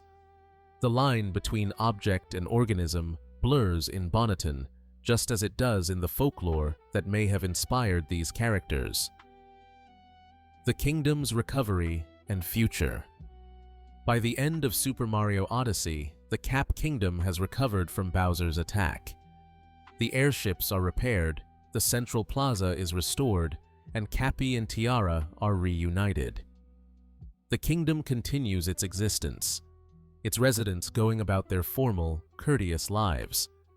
Visitors can return at any time via the Odyssey, Mario's hat-shaped ship, to explore the kingdom more thoroughly, find hidden power moons, and observe how the Bonneters have rebuilt their community. The fact that the kingdom recovers relatively quickly speaks to the resilience of the Bonneters. Despite their formal, seemingly fragile appearance, these hat beings are capable of enduring hardship and working together to restore their home. The community spirit evident in their rebuilding efforts suggests strong social bonds and cooperative traditions. One wonders what the long-term relationship between the Cap Kingdom and Mario's world will be. Cappy remains Mario's companion throughout the entirety of Odyssey, suggesting that Bonneters and humans, or whatever Mario is, can form lasting partnerships. Will there be continued exchange between Bonneton and the Mushroom Kingdom? Will Bonneters become more common sights in other kingdoms, their merchant and scholarly traditions leading them to integrate into the wider world? Late at night, when fog rolls in thick and heavy, one might imagine standing on the Glass's Bridge in Bonneton. The lampposts flicker to life with a simple turn, their hat-shaped glow pushing back against the darkness. In the distance, Top Hat Tower stands as a silent guardian, its vast form barely visible through the mist. The sound of the wind carries whispers that might be voices, might be memories, might be the kingdom itself breathing in the night. And overhead, the moon breaks through the fog for just a moment, casting silver light on a world where hats dream and ghosts walk, and formality is just another word for caring deeply about how you present yourself to the world. The Cascade Kingdom, Prehistoric Echoes. From the formal fog of the Cap Kingdom, Mario's first journey in Odyssey takes him to a land of prehistoric grandeur. The Cascade Kingdom, with its primary location of Fossil Falls, represents a very different kind of forgotten realm. This is not a kingdom forgotten by neglect or distance, but rather a kingdom of a forgotten time, a place where the echoes of Earth's ancient past still resonate in waterfalls and fossils, in the giant bones of creatures that dominated the world before anything resembling civilization existed. The Cascade Kingdom makes an immediate visual impression. A massive waterfall flows down from within the skeletal remains of a Triceratops, one of the most iconic dinosaurs. This isn't a fossil in the traditional sense, cleaned and displayed in a museum. This is a skeleton integrated into the landscape, part of the geography itself, with water coursing through where organs once were. The site establishes the kingdom's theme instantly. This is a place where prehistory isn't just preserved, but continues to exist as a living part of the environment. Fossil Falls and its geography. Fossil Falls is the main area of the Cascade Kingdom, a region characterized by its waterfalls, cliffs, and numerous dinosaur fossils embedded in or scattered across the landscape. The kingdom takes clear inspiration from real-world locations, particularly the Iguazu Falls, located between Argentina and Brazil, one of the world's most spectacular waterfall systems. The developers translated this natural wonder into a Mario Kingdom, maintaining the grandeur while adding fantastical elements like dinosaur remains and chain chomps. The kingdom consists of several distinct areas. The waterfall basin is where Mario initially arrives, landing after escaping the Cap Kingdom via a power line. This area features pools of water, small cliffs, and numerous fossils partially buried in the earth. It's here that Mario has his first encounter with chain chomps, metal dog-like creatures that attack with ferocious biting and can break through rocks with their bulk. Higher up lies the mid-level plaza, a flat area with more fossils and the first appearance of a crazy cap shop in the adventure. This plaza serves as a hub, with paths leading to various other regions of the kingdom. One can find dirt mounds here that, when ground pounded, release items or reveal hidden spaces. The fossils in this area are more complete, with entire skeletons visible rather than just fragments. The highest point is Fossil Falls Heights, where the summit of the waterfall can be found. Here, the view extends across the entire kingdom and beyond, supposedly allowing sight of distant kingdoms. It's also at this height that Mario must face Madame Brood, one of Bowser's hired agents and a formidable boss character accompanied by her golden chain chomp named Chain Chompykins. Throughout the kingdom, fossils are everywhere. Partial skeletons emerge from cliff faces. Bones lie scattered on the ground. The skull of what might be a Tyrannosaurus Rex can be seen in one location. These aren't decorative elements, but integral to the kingdom's identity. The fossils are tools, platforms, and environmental storytelling, constantly reminding visitors that this land was once home to creatures of immense size and power. The prehistoric implication. The presence of these fossils raises interesting questions about the history of the mushroom world. Did dinosaurs once roam this planet just as they did Earth? The fossils suggest yes, and not just in the Cascade Kingdom. We know from other games, particularly Yoshi's Island, that dinosaurs or dinosaur-like creatures still exist in some regions. But these appear to be living species, while the fossils in the Cascade Kingdom are from creatures long dead. This suggests that the mushroom world has a deep history, extending back to a time before the Mushroom Kingdom, before Peach's Castle, before toads or Koopas or any of the familiar species we know. There was an age of giant reptiles, a prehistoric era that ended, leaving behind only bones. The Cascade Kingdom exists as a memorial to that time, a place where the evidence of that ancient world is particularly concentrated and preserved. The waterfall itself, flowing through the Triceratops skeleton, creates a striking image of life and death, present and past, intermingling. The water, representing the flow of time and life, passes through the remains of death, suggesting continuity and cycle. The skeleton isn't separate from the living kingdom, but integrated into it, functional, part of the water system that sustains the region. Some of the fossils in the Cascade Kingdom can be ground-pounded or interacted with, revealing items or secrets. This suggests the fossils aren't simply inert stone, but retain some kind of energy or magic. Perhaps in the mushroom world, the boundary between fossil and fossil fuel, between preserved remains and active resource, is more permeable than in our reality. The past has power here, literally. Chain chomps and their mysterious nature. The other defining feature of the Cascade Kingdom, beyond its fossils, is its population of chain chomps. These metal creatures are not native to the kingdom in the sense of having evolved here. They appear to be mechanical or magical constructs, yet they behave like animals, barking and biting with apparent enthusiasm and aggression. Their origin is never explained, but their presence in a prehistoric kingdom creates interesting juxtapositions. Are chain chomps ancient technology, mechanical creatures built by a civilization that existed during or after the dinosaur age? Are they magical constructs created by someone for purposes unknown? Or are they, in some strange way, the mushroom world's equivalent of dogs, simply metal rather than flesh? The game doesn't answer these questions, allowing chain chomps to remain mysterious. What we do know is that chain chomps are incredibly useful.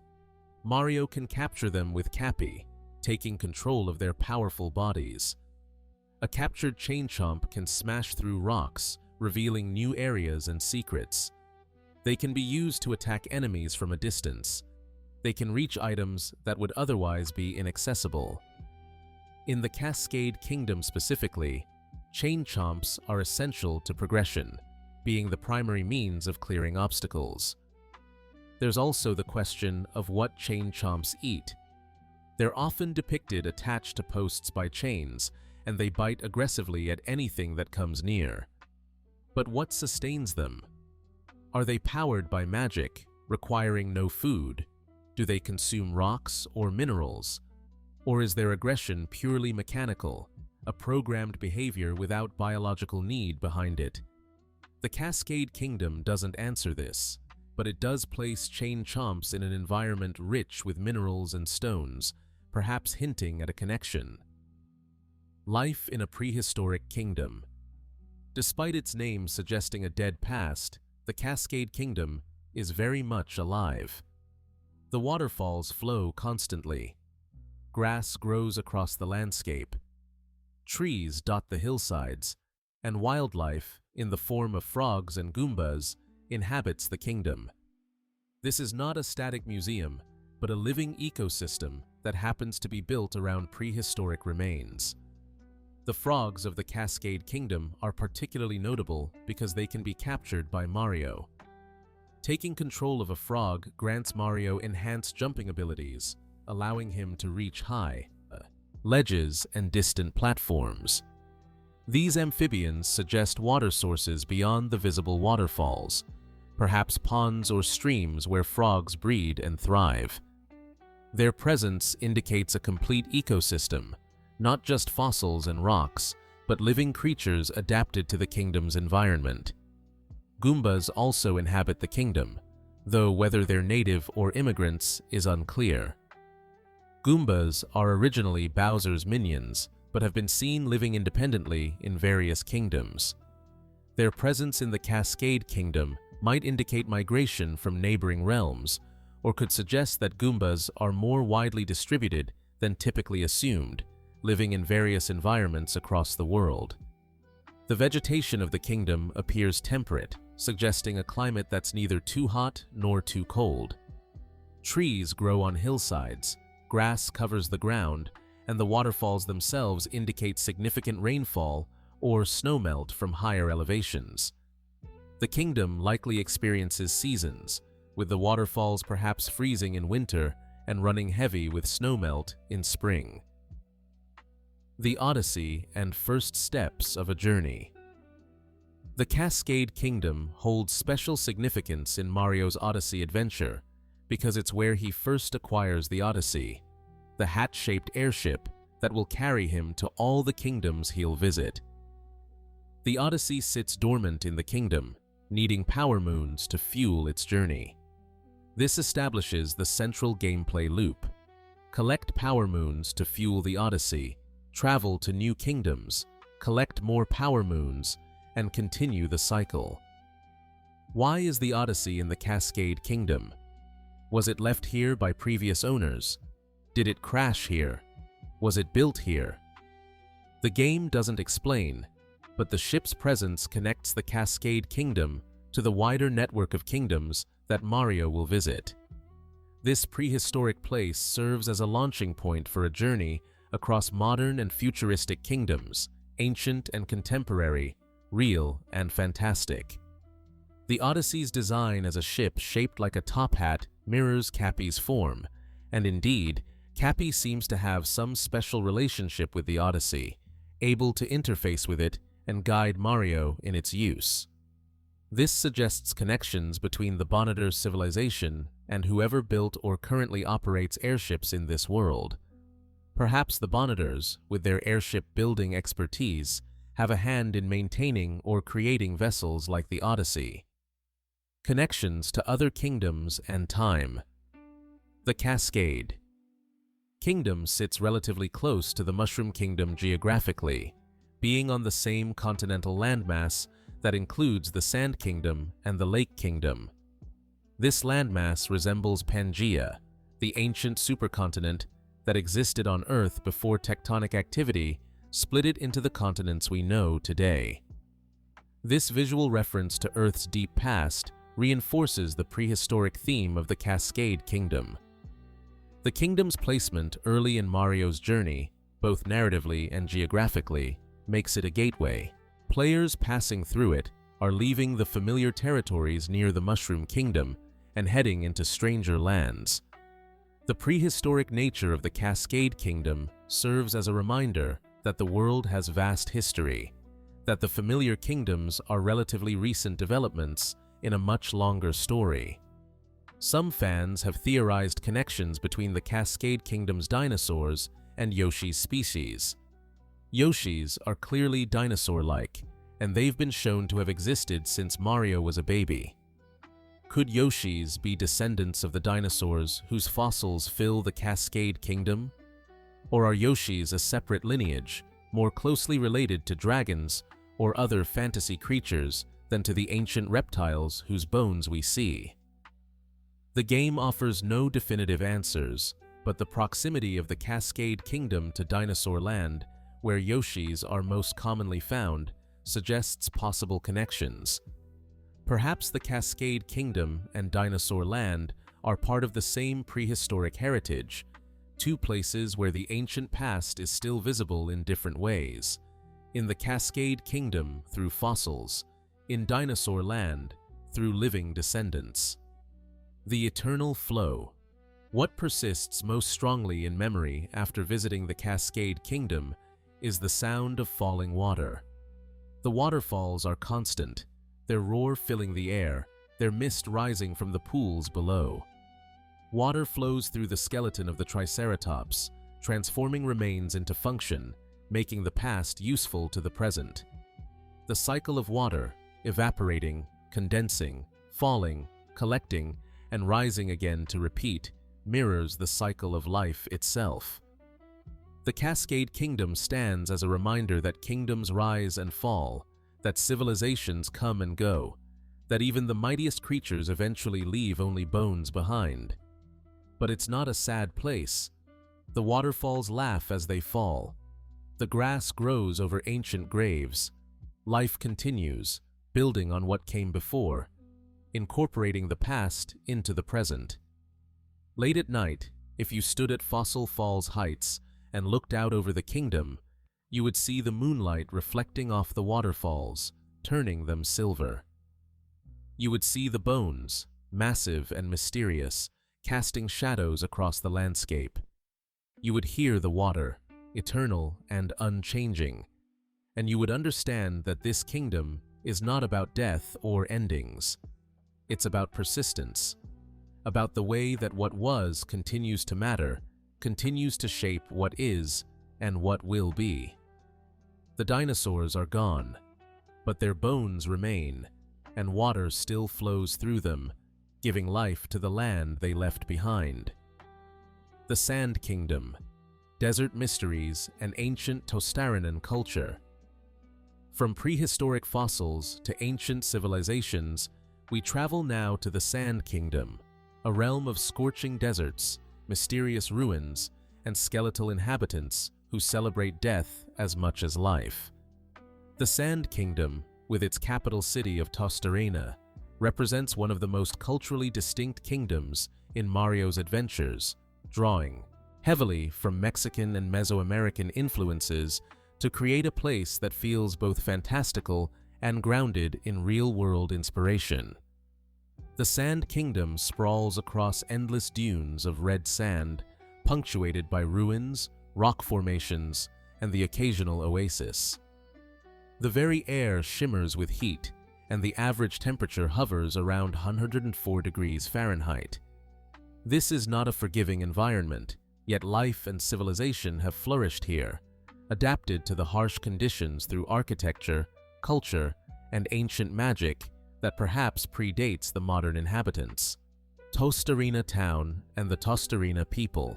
At the heart of the Sand Kingdom lies Tostarena, a small but vibrant town of colorful buildings that provide stark contrast to the monotone sand surrounding them. The architecture features the curved lines and bright colors typical of Mexican colonial towns, with buildings painted in blues, pinks, yellows, and greens. This color palette was deliberately chosen to create contrast with the sand dunes' curved organic shapes, setting the town's linear architecture in visual opposition to the natural environment. The inhabitants of Tostarena, called Tostarenans, are skeletal beings dressed in traditional Mexican clothing, particularly sombreros and ponchos. They are based on calaveras, the decorative skulls associated with Dia de los Muertos, the Day of the Dead. There are two types of Tostarenans, shorter blue ones with yellow sombreros and red maracas, and taller green ones with purple sombreros and yellow maracas. Both types are musical, often seen playing guitars or maracas, contributing to the kingdom's festive atmosphere despite the harsh environment. The Tostarenans' skeletal nature raises interesting questions. Are they undead, like ghosts or zombies? Or are they simply a species whose physical form happens to be skeletal? The game treats them as normal, living beings with their own culture and society, suggesting they're not undead, but rather a people whose physiology differs radically from humans or toads. They eat, drink, sleep, and live as any other sapient species, just with visible bones instead of flesh. This skeletal appearance connects to the Mexican tradition of depicting skeletons not as symbols of death, but as representations of life's continuation beyond death. The Day of the Dead celebrates deceased loved ones, honoring their memory while acknowledging that death is a natural part of life's cycle. The Tostarenans embody this philosophy, being skeletal yet vibrant, lively despite their death-like appearance. The town itself is small but well-equipped for visitors. It features a crazy cap shop, various residential buildings, a central plaza with a fountain, and even a slots minigame housed in a building. The town is surrounded by power lines that can be used for fast travel, connecting Tostarena to the ruins beyond. This infrastructure suggests a society that, while small, is organized and capable of supporting tourism to their most famous landmark, the inverted pyramid and ancient ruins. The Sand Kingdom's most distinctive landmark is the inverted pyramid, an upside-down hexagonal pyramid that dominates the northern section of the kingdom. This structure defies conventional architecture and logic, existing as a massive monument that, during certain events, floats into the air to reveal a deep hole underneath. The pyramid's inverted nature creates visual interest and also suggests deep symbolic meaning. In many traditions, pyramids point toward heaven, toward transcendence. An inverted pyramid points downward, toward earth or the underworld. This inversion could represent the kingdom's relationship with death and the afterlife, a gateway between the world of the living and whatever lies beneath. When the pyramid lifts to reveal the underground, it quite literally opens a passage downward, reinforcing this symbolism. The inverted pyramid is surrounded by the Tostarena ruins, an extensive complex of ancient structures that sprawl across the desert. These ruins include the Tostarena Ruins Round Tower, the highest structure in the ruins, which offers views across the entire kingdom. The ruins are filled with quicksand, making navigation dangerous, and are patrolled by bullet bills fired from ancient cannons that somehow still function after countless years. Who built these ruins? The game suggests they're heritage sites, important historical structures that predate the modern Tostarenan civilization. This implies that an earlier culture existed in the Sand Kingdom, one with sufficient architectural knowledge to build the pyramid and the extensive ruins. Were these builders ancestors of the modern Tostarenans, or did a completely different civilization once dominate this desert, leaving only ruins behind? The architecture of the ruins draws inspiration from Mesoamerican civilizations, particularly the Maya and Aztec, with some Egyptian influences as well. The inverted pyramid resembles an upside-down version of El Castillo at Chichen Itza, one of the most famous Mayan pyramids. This blending of Mesoamerican and Egyptian styles creates a fictional ancient culture that feels both familiar and unique. Throughout the ruins, various symbols and carvings can be found. Some are clearly decorative, while others might have had religious or political significance. The Tostarenans regard these ruins as important heritage sites, suggesting they view themselves as cultural inheritors of the ancient builders, even if the exact relationship is unclear. The Moais and other desert inhabitants. The ruins are not empty. They are inhabited by the Moais, strange beings that appear as giant head-like creatures with a single eye and distinctive sunglasses. These beings are inspired by the Moai statues of Easter Island, those enigmatic stone heads that have puzzled archaeologists for centuries. In the Sand Kingdom, the Moai are alive, able to move and see, though they remain mysterious and somewhat alien, even in their animated form. The Moais are described as proud people who have long inhabited these ruins. This suggests they're an indigenous species of the Sand Kingdom, possibly descendants or relatives of the ancient builders. They speak of themselves as having their own culture and history, separate from the Tostarenans of the modern town. Their ability to use their sunglasses as a kind of X-ray vision, revealing hidden objects and platforms, hints at special adaptations or technology. The relationship between the Moais and the Tostarenans is not detailed, but they coexist peacefully in the kingdom. The Tostarenans don't seem to consider the Moais as threats or invaders, and the Moais don't appear hostile to visitors from the town. This suggests a long-standing understanding between the two peoples, a shared inhabitation of the kingdom with respect for each other's spaces. Other creatures inhabit the kingdom as well. Bullet bills patrol the ruins, though their exact nature is ambiguous. Are they living creatures, ancient weapons still functioning, or magical guardians? Goombas wearing sombreros can be found in various locations, having apparently adapted to desert life. And the Jaxi, large stone creatures resembling komainu, lion-dog guardian statues from Japanese culture, serve as fast transport across the desert. The Jaxi are particularly interesting. They appear to be stone statues that come to life when ridden, offering high-speed travel across the harsh desert terrain. They can traverse the purple poison water that fills certain areas of the kingdom, suggesting either magical protection or construction from materials immune to the poison. The Jaxi speak to Mario, revealing consciousness and personality, making them more than simple mounts. One Jaxi even remembers a friend from long ago, suggesting these creatures have existed for a very long time, possibly centuries. Ice in the desert and the Brutal's intervention. When Mario first arrives in the Sand Kingdom, he finds it covered in enormous pillars of ice, a completely incongruous sight in this scorching desert. This ice was created by Bowser's agents, the Brutals, who stole an important artifact called the Binding Band. This artifact appears to be key to the inverted pyramid's stability or function, and its theft has consequences for the kingdom. The ice eventually melts after Mario defeats the Brutals and recovers the Binding Band, but its presence raises questions about the kingdom's climate and environment.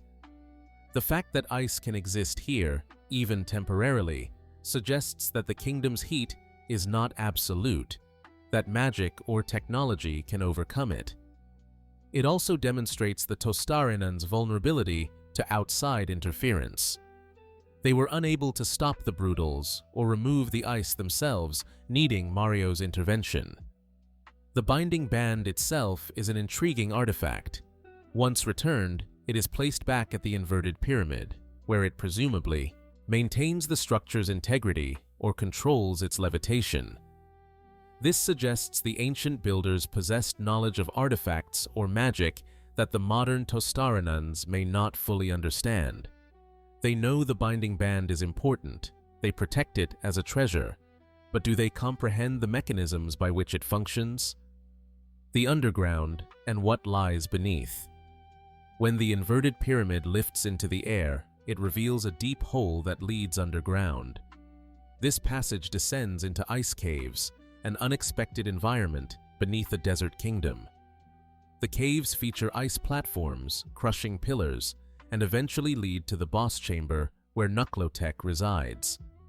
Nuclotech is an enormous skull-like being, clearly connected to the ancient culture that built the ruins.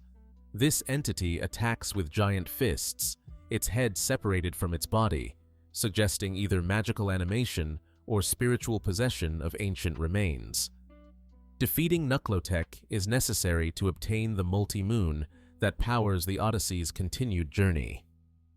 The existence of ice caves beneath the desert suggests complex geology or magical climate control. The caves may be remnants of a different era when the climate was colder, or they might be artificially maintained by magic or technology. The cold could also be symbolic, representing death or the underworld, in contrast to the hot, living desert above. The underground chambers also contain ancient hieroglyphs and carvings, more examples of the lost civilization's writing. These symbols are never translated in the game, maintaining the mystery of the ancient culture. We see their words, their art, their architecture, but we don't truly understand them. They remain other, separate, a reminder that not all history can be recovered or comprehended. Life under the sun. Despite the harsh conditions, life in the Sand Kingdom appears pleasant for its inhabitants. The Tostarenans are welcoming to visitors, offering directions, running shops, and generally maintaining a cheerful demeanor. They play music, they gamble in the slots building, they work on maintaining power lines and infrastructure. This is not a desperate society struggling to survive, but a thriving community adapted to its environment. The kingdom features an oasis, a small area with water and palm trees that provides relief from the endless sand. This oasis is partially frozen when Mario first arrives, but once the ice melts, it becomes a peaceful spot where Tostarenans and visitors can relax. The existence of the oasis proves that water exists in the kingdom, that beneath the sand there are aquifers or underground rivers supporting life. Trade appears to be important to Tostarena. The kingdom attracts tourists who come to see the inverted pyramid and explore the ruins. A new donker, resident of New Donk City from the Metro Kingdom, can be found here with his taxi, suggesting regular traffic between distant kingdoms. This tourism likely provides economic benefit to the small town, giving the Tostarenans a reason to maintain good relations with other kingdoms and welcome visitors despite the harsh journey to reach them. The kingdom's regional currency consists of purple pyramid-shaped coins, distinct from the standard gold coins used in most places. These pyramid coins can be used to purchase unique items at the Crazy Cap Shop, including traditional Tostarenan clothing that Mario can wear to blend in with the local population. The existence of regional currency across different kingdoms creates an interesting economic question. Is there a central banking system? Exchange rates? Or do different currencies simply coexist, with merchants accepting various forms of payment? Night in the desert. When day transitions to night in the Sand Kingdom, the atmosphere transforms completely. The oppressive heat gives way to cool darkness. The inverted pyramid begins to glow with internal light. Stars fill the sky in incredible numbers, unpolluted by the electric lights that mar the night sky in more developed kingdoms. The Tostarenans continue their music, but it sounds different at night, more haunting, more connected to the darkness and the ancestors the Day of the Dead honors. Chincho enemies, skeleton creatures related to but distinct from Tostarenans, emerge at night. These beings are described as undead versions of Tostarenans, despite Tostarenans already being skeletal.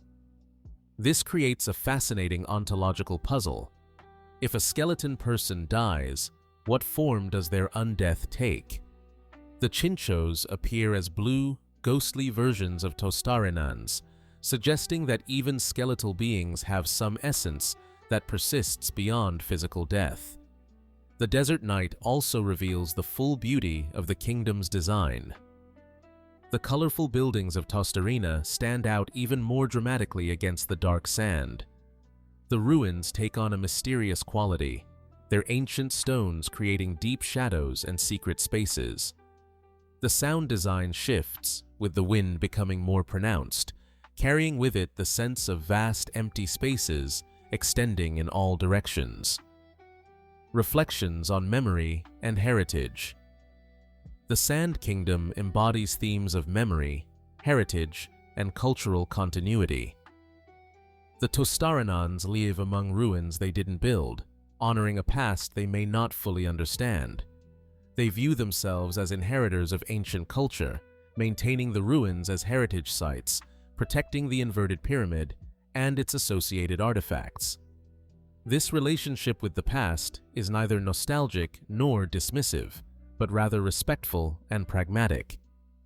The skeletal appearance of the Tostarenans, drawn from Day of the Dead imagery, reinforces these themes. They are physically embodiments of the intersection between life and death, present and past.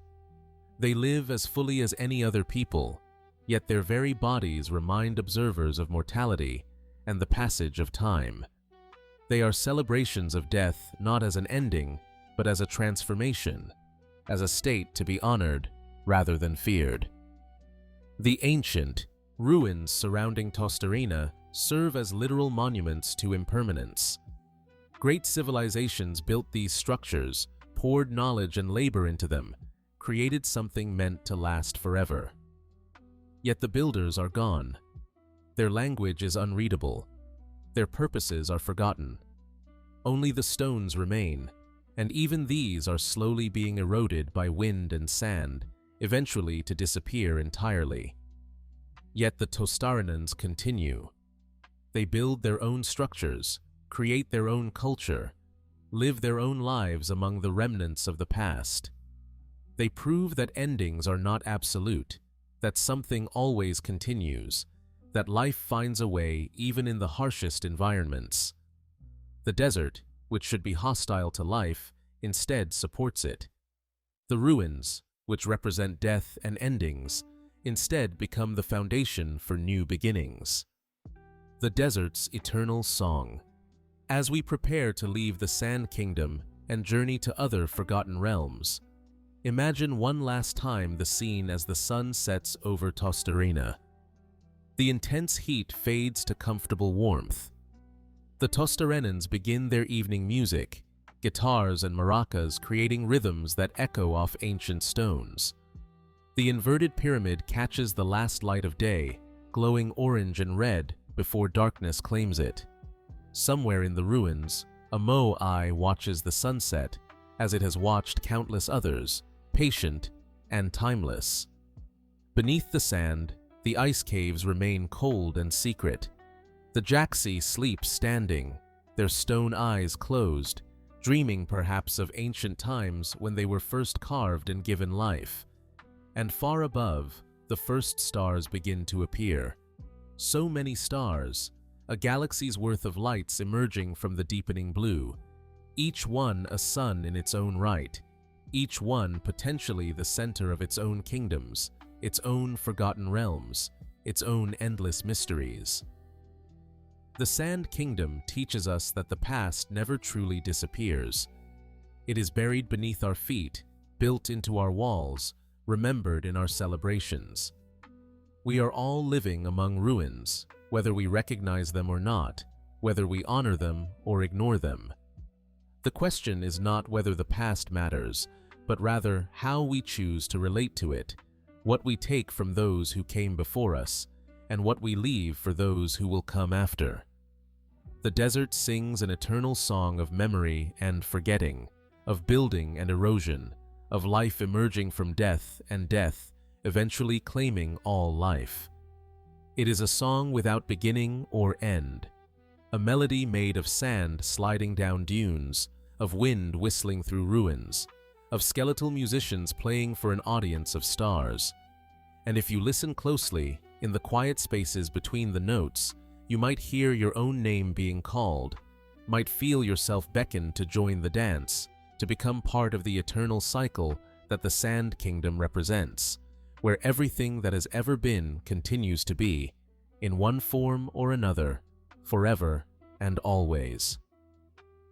The Lost and Lesser-Known Kingdoms. Our journey through the Forgotten Realms has taken us through kingdoms both strange and wondrous, from dream worlds to prehistoric waterfalls, from foggy lands of living hats to deserts of skeletal musicians. But these are not the only kingdoms that have faded from prominence in Mario's ever-expanding universe. There are others, kingdoms mentioned in passing, visited briefly, or hinted at in item descriptions and background details.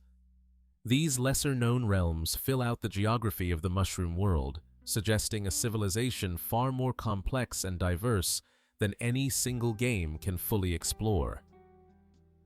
The Lake Kingdom and Aquatic Civilizations. The Lake Kingdom, known as Lake Lamode, appears in Super Mario Odyssey as a kingdom centered on fashion and water. The Lock Lady people, fish-like beings who walk upright and wear elaborate dresses, inhabit this kingdom built around and under a massive lake. The kingdom's aesthetic combines underwater wonder with haute couture, creating a place where fashion shows are literally underwater and where the primary concern is designing the perfect dress using special water that holds shapes and patterns. The Lake Kingdom suggests that civilizations can develop in fully aquatic environments while still maintaining complex culture and trade. The Lock Ladies import fabrics and materials from other kingdoms, host visitors in their underwater observation dome, and participate in the wider world's economy and culture. Their expertise in water-based fashion is recognized across multiple kingdoms, with Lock Ladies traveling to other lands to practice their craft.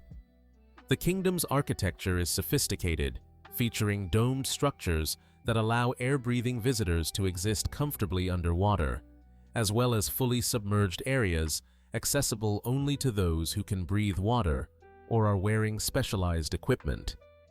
This dual environment design suggests engineering knowledge that rivals or exceeds that of land-based kingdoms. The Wooded Kingdom and the Steam Gardens.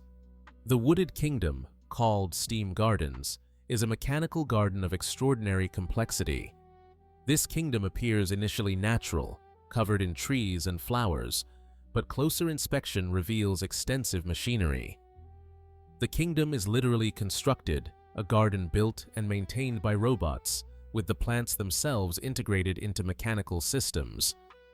The residents of the Wooded Kingdom are Torque Drift, a friendly mechanical being, and numerous robots called Steam Gardeners, who tend the garden. These robots are not the violent or mindless automatons seen in other games, but rather sophisticated beings with personalities and routines. They care for the plants, manage the steam-powered systems that sustain the kingdom, and generally maintain this paradise of mechanical nature. The existence of the Wooded Kingdom raises questions about the relationship between nature and technology in the mushroom world. Is this kingdom an achievement of engineering, creating a sustainable ecosystem through machines? Or is it a reminder that nature itself can be preserved only through constant technological intervention? The garden is beautiful, but it is not wild. Every plant has been placed, every system monitored, every element controlled. The Metro Kingdom and New Donk City. Perhaps the most surprising kingdom in Odyssey is the Metro Kingdom, home to New Donk City, a metropolis that feels like it belongs in our world rather than Mario's. Skyscrapers reach toward the sky, taxis fill the streets, and the population consists primarily of realistic human beings, rather than Toads, Koopas, or other familiar Mario species.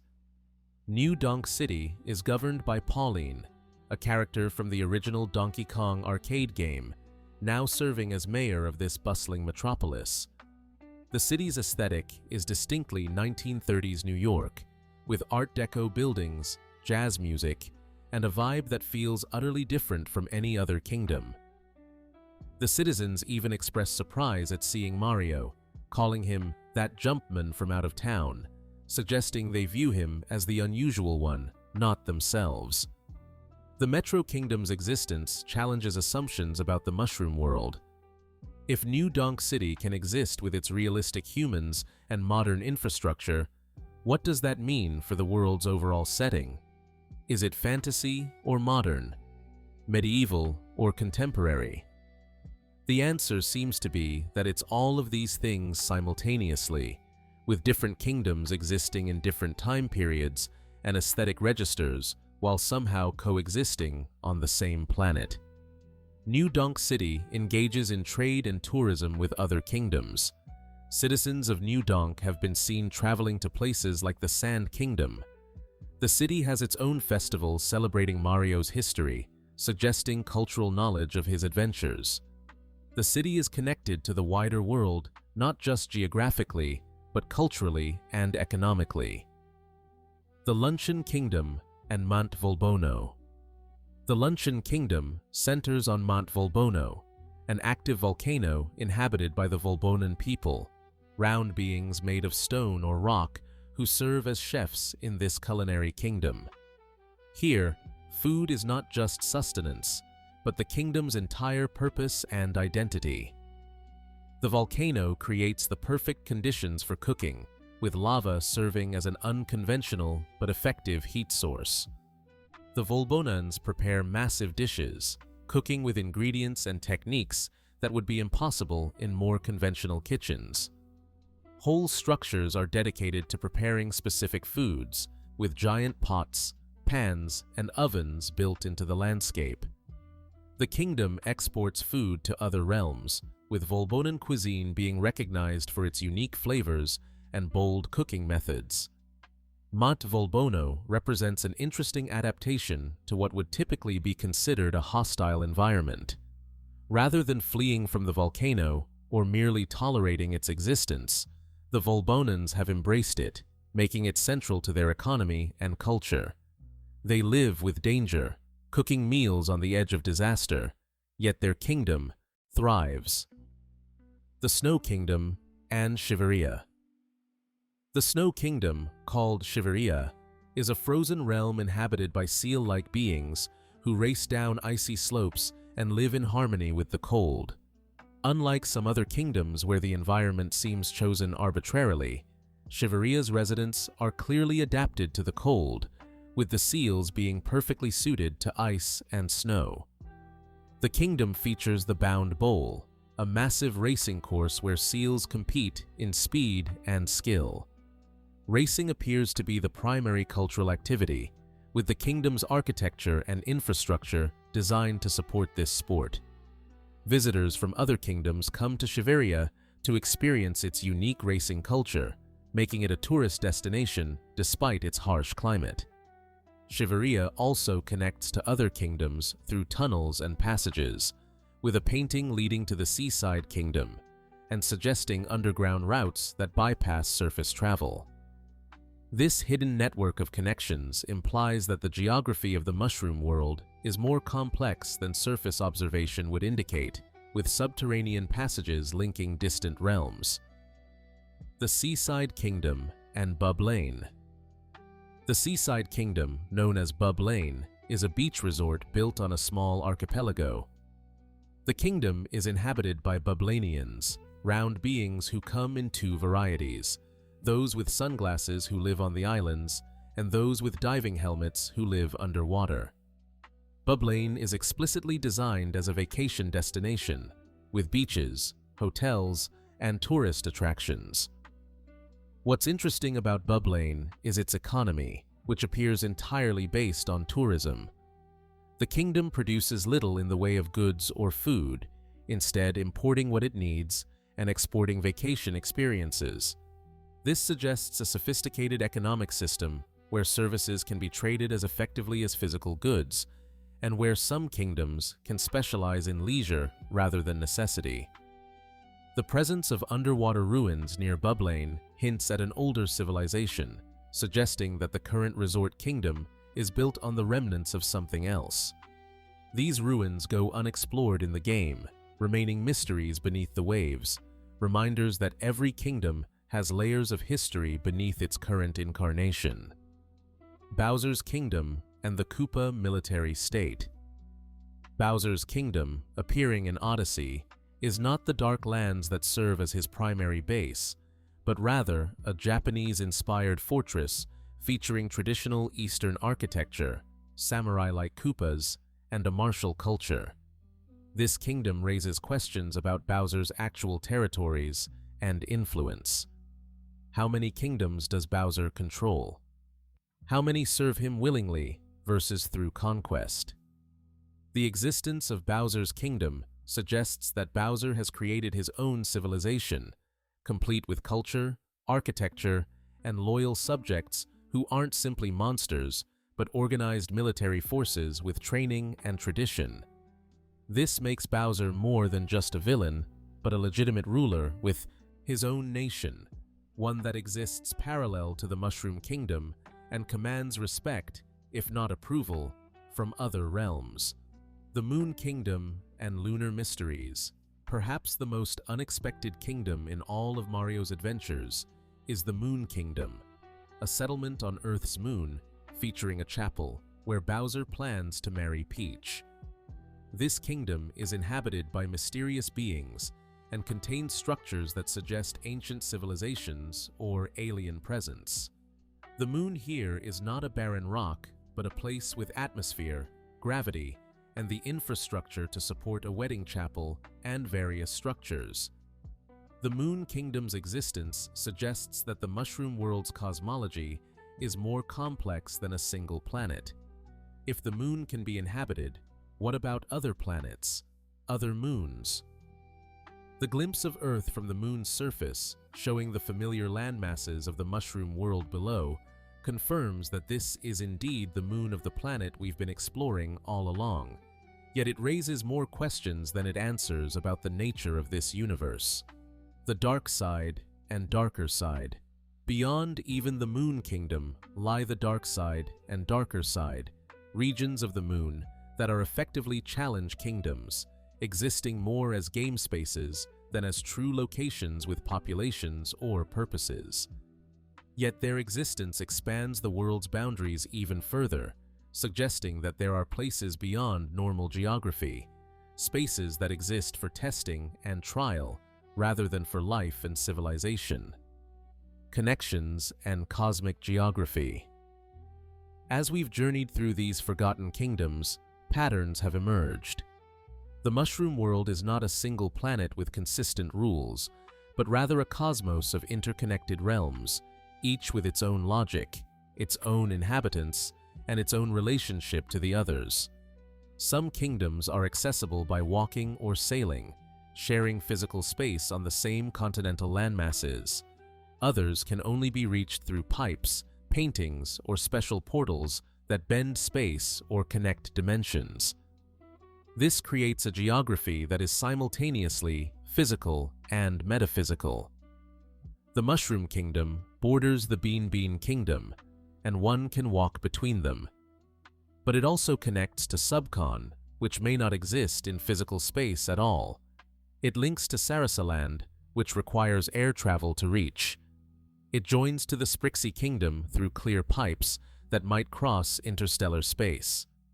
The existence of multiple dimensions or parallel realities adds another layer of complexity.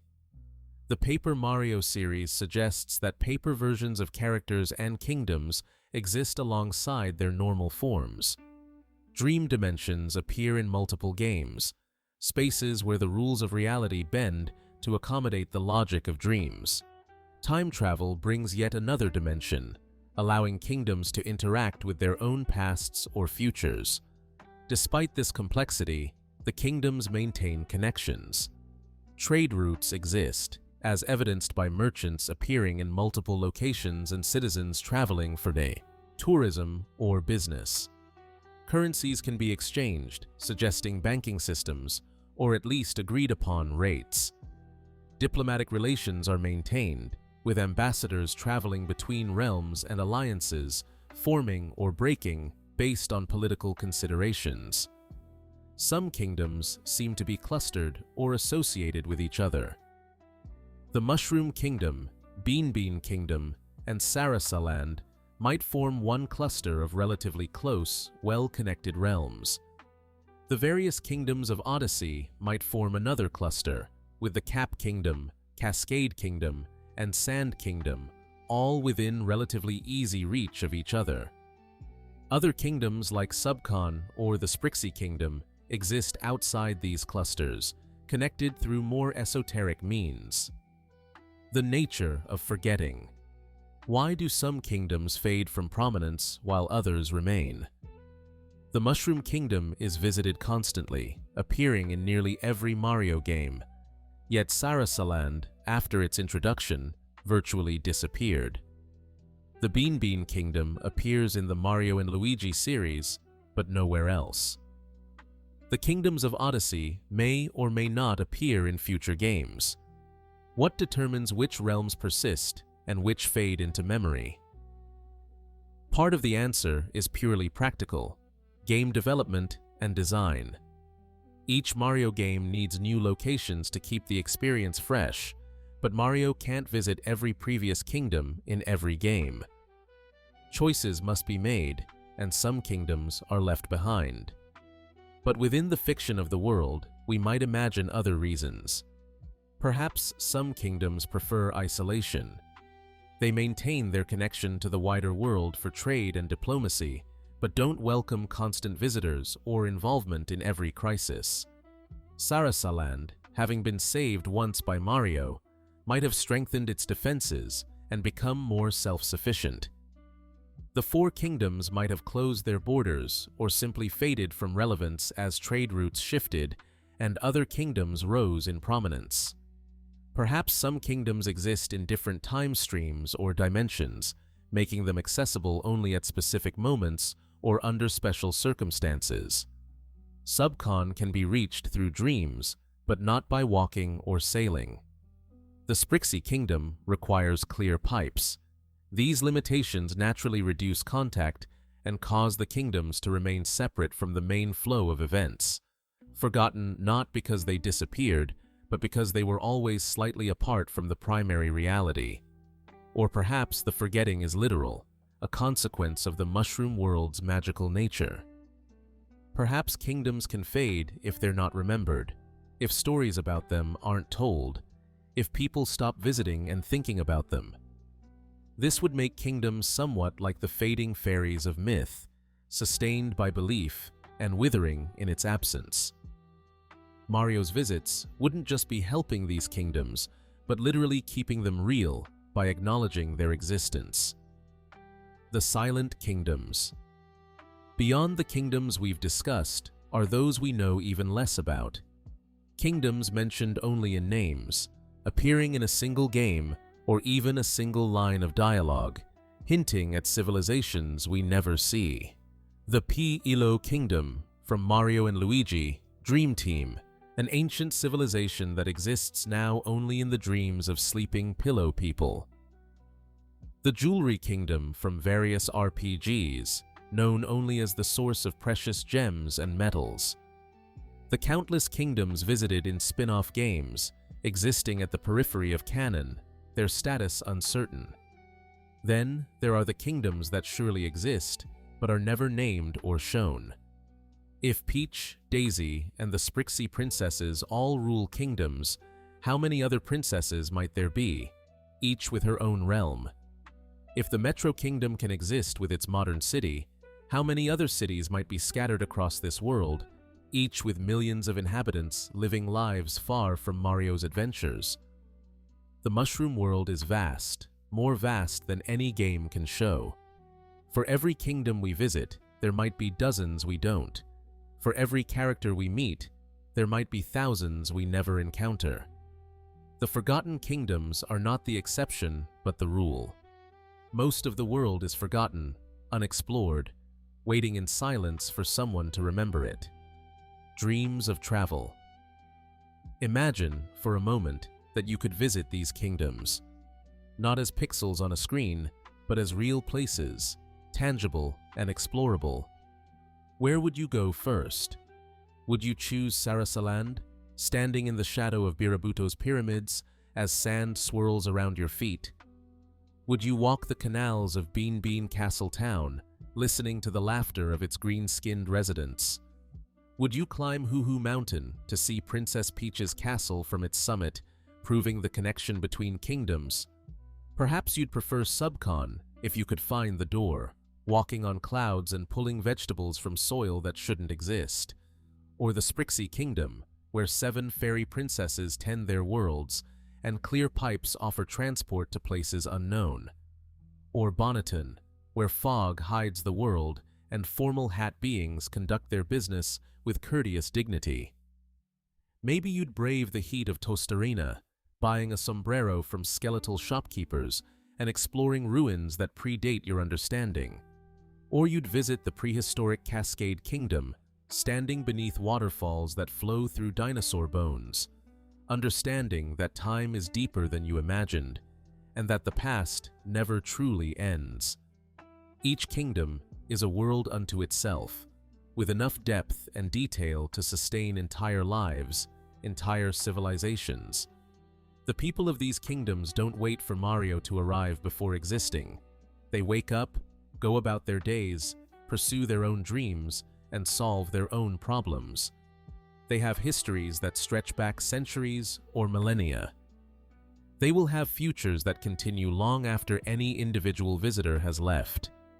This is what makes these kingdoms feel real, despite being fictional. They exist with or without us. They are forgotten not because they cease to be, but because we stopped paying attention. And they wait, patient and eternal, for someone to remember them, to tell their stories, to acknowledge that beyond the well-lit halls of Princess Peach's castle, there are realms in shadow that are no less real, no less beautiful, no less worthy of being known. The meaning of Forgotten Kingdoms. What do these forgotten realms tell us about the mushroom world? What do they reveal about the nature of this universe and our relationship to it? First, they tell us that the world is larger than any one perspective. Mario visits many kingdoms, but he cannot visit all kingdoms. His adventures are significant, but they are not the entirety of what happens in this world. Life continues in places he never sees. Stories unfold that he never learns about. Kingdoms rise and fall without his intervention. Second, they remind us that civilizations are diverse and complex. Each kingdom has its own culture, values, and way of understanding the world. The Tostarenans celebrate death differently than the toads celebrate life. The Bonneters value formality in ways the Beanish don't. The Sprixies organize their kingdom around 7 rulers, while the Mushroom Kingdom has 1 princess. This diversity is not conflict, but richness, not a problem to solve, but a reality to appreciate. Third, they show us that connections matter. Despite their differences and distances, these kingdoms maintain relationships with each other. They trade, they travel, they communicate, they help each other in times of crisis. Mario serves as a bridge between kingdoms, carrying knowledge and friendship from one realm to another. But he's not the only bridge. Merchants, travelers, and diplomats maintain the networks that keep these distant places connected. Fourth, they teach us about memory and forgetting. Kingdoms can be forgotten, but still exist. The fact that we don't think about Sarasaland often doesn't mean Princess Daisy stops ruling its 4 kingdoms. The fact that we haven't returned to the Beanbean Kingdom doesn't mean Queen Bean stops governing, or that Chocola stops fermenting in the heart of Chucklehuck Woods. Forgetting is not erasure, it is simply inattention, which can be corrected by choosing to remember. Finally, they whisper something about our own world. We too live surrounded by forgotten kingdoms. How many civilizations rose and fell before our current societies emerged? How many peoples lived lives as full as ours in places whose names we'll never learn? How many kingdoms exist right now, in parts of the world we'll never visit, cultures we'll never experience, languages we'll never hear? The forgotten kingdoms of the mushroom world are mirrors reflecting our own history, our own geography, our own tendency to notice some things while overlooking others. They remind us that what we don't see is often more vast than what we do see, and that beyond the familiar lies the infinite. A farewell to the forgotten. As this journey comes to an end, as we prepare to return from these distant realms to more familiar ground, take a moment to remember what we've seen. Remember Sarasaland's 4 kingdoms, each inspired by different cultures, each with its own character. Remember the Beanbean Kingdom with its laughing people and ancient soybean civilization. Remember Subcon, the land of dreams where vegetables defeat tyrants and reality itself is questionable. Remember the Sprixie Kingdom with its 7 fairy princesses and its clear pipes connecting worlds. Remember Bonneton, where hats live and fog never lifts, and courtesy is not a choice, but a way of being. Remember the Cascade Kingdom, where dinosaurs left their bones and water still flows through them, making the past useful to the present. Remember Tostarena, where skeletal musicians play under an inverted pyramid and death is celebrated as part of life. Remember that these kingdoms exist whether we visit them or not, whether we think about them or not, whether we remember them or not. They endure in their own time, following their own rhythms, living lives that don't require our observation to be real. They are forgotten only in the sense that we forgot them, not in any absolute sense. They remain, patient and persistent, waiting for the moment when someone chooses to remember. And perhaps, in remembering, we do more than simply recall facts or locations. Perhaps in remembering, we keep these kingdoms alive in a way that matters. Perhaps memory itself is a kind of bridge, connecting the forgotten to the known, bringing distant places close again, allowing what was lost to be found. Tonight, as you drift towards sleep, you might dream of kingdoms you've never visited. You might see pyramids standing inverted in desert sands, or walk through fog so thick you could touch it, or hear laughter that sounds like beans rattling in pods, or stand on clouds that feel solid beneath your feet. And if you do dream these things, know that you're not imagining them, but remembering them, calling them back from forgetting, giving them life through the simple act of acknowledgement. The forgotten kingdoms, thank you for remembering them. They have waited a long time in the shadows, hoping someone would think of them again. And now, having been remembered, having been acknowledged, having had their stories told in the quiet darkness of night, they can rest a little easier, secure in the knowledge that they're not forgotten anymore, not completely, not as long as someone knows their names and tells their tales and keeps alive the possibility that one day, someday, they might be visited again. Sleep well, traveler. Dream of distant kingdoms. And remember, nothing is truly forgotten as long as someone, somewhere, chooses to remember. The forgotten kingdoms await, perpetual and patient, holding their breath in the darkness, waiting for the dawn when they will be remembered again and again and again. Eternal and endless, now and always, forever beyond the horizon of the familiar, in the lands where dreams grow solid and kingdoms flourish in the light of other suns. Good night and safe travels through all the kingdoms, known and forgotten, visited and waiting, real and dreamed. May your adventures take you far, and may you always find your way home again, carrying with you the stories of places that exist beyond the edges of any map, in the infinite territories of memory and imagination, where all kingdoms, forgotten or remembered, continue their eternal existence. The ever-expanding map. Before we close this journey, one final thought. The map of the mushroom world is never truly complete. With each new game, with each new adventure, new kingdoms emerge from the mist of the unknown. What we've explored tonight are the kingdoms that have been revealed and then faded from prominence. But tomorrow might bring entirely new realms that we cannot yet imagine. Perhaps there are ice kingdoms beyond the snow kingdom, Arctic realms where winter never ends and civilizations have adapted to eternal frost.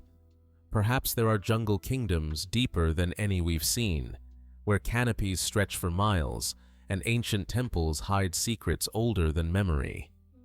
Perhaps there are underwater kingdoms beneath the lake kingdom's surface, civilizations of fish people and coral palaces that rival anything on land. Perhaps there are sky kingdoms above the clouds we can see, floating islands held aloft by magic or ancient technology, where beings of air make their homes and where gravity itself becomes negotiable. Perhaps there are underground kingdoms beneath even the deepest caves we've explored, where darkness is not the absence of light, but its own kind of illumination, where creatures thrive in conditions that would seem impossible to surface dwellers. The boundaries of the mushroom world expand with each new adventure, and they will continue to expand as long as stories continue to be told. Each forgotten kingdom we've discussed tonight was once new, once a fresh discovery that expanded what we thought possible in Mario's universe. And each of them might be rediscovered in future games, brought back from forgetting to play new roles in new stories. This is the beautiful truth about forgotten kingdoms. They are never truly gone. They exist in potential, waiting to be remembered, waiting to be revisited, waiting to surprise us once again with their presence. The mushroom world is not a static place, but a living, growing cosmos that can accommodate infinite realms, infinite possibilities, infinite stories yet to be told. So as we end this particular journey, understand that we're not ending the story of these kingdoms, but merely pausing to catch our breath before the next chapter begins. Somewhere beyond the horizon, new kingdoms are waiting to be discovered. Somewhere in the mist of forgetting, old kingdoms are waiting to be remembered. And somewhere in the space between, in the liminal territory where possibility becomes reality, kingdoms are being born right now, ready to take their place in the ever-expanding map of the mushroom world. Sleep well, knowing that the world is larger than you can imagine, fuller than you can comprehend, richer than you can exhaust in a lifetime of exploration. The Forgotten Kingdoms are not the end of the story, but proof that the story can never truly end, that there will always be one more kingdom beyond the next hill, one more civilization beyond the next border, one more realm beyond the next portal. The journey continues, endless and infinite. May you always find new kingdoms to explore and old kingdoms to remember. May your adventures never cease and your curiosity never fade. And may you always carry with you the knowledge that beyond what you know lies what you've yet to discover, and beyond what you've forgotten lies what you're about to remember. End. If you've enjoyed drifting through these forgotten kingdoms tonight, consider subscribing for more quiet journeys through Nintendo's worlds. Until next time, sleep well and dream of distant realms.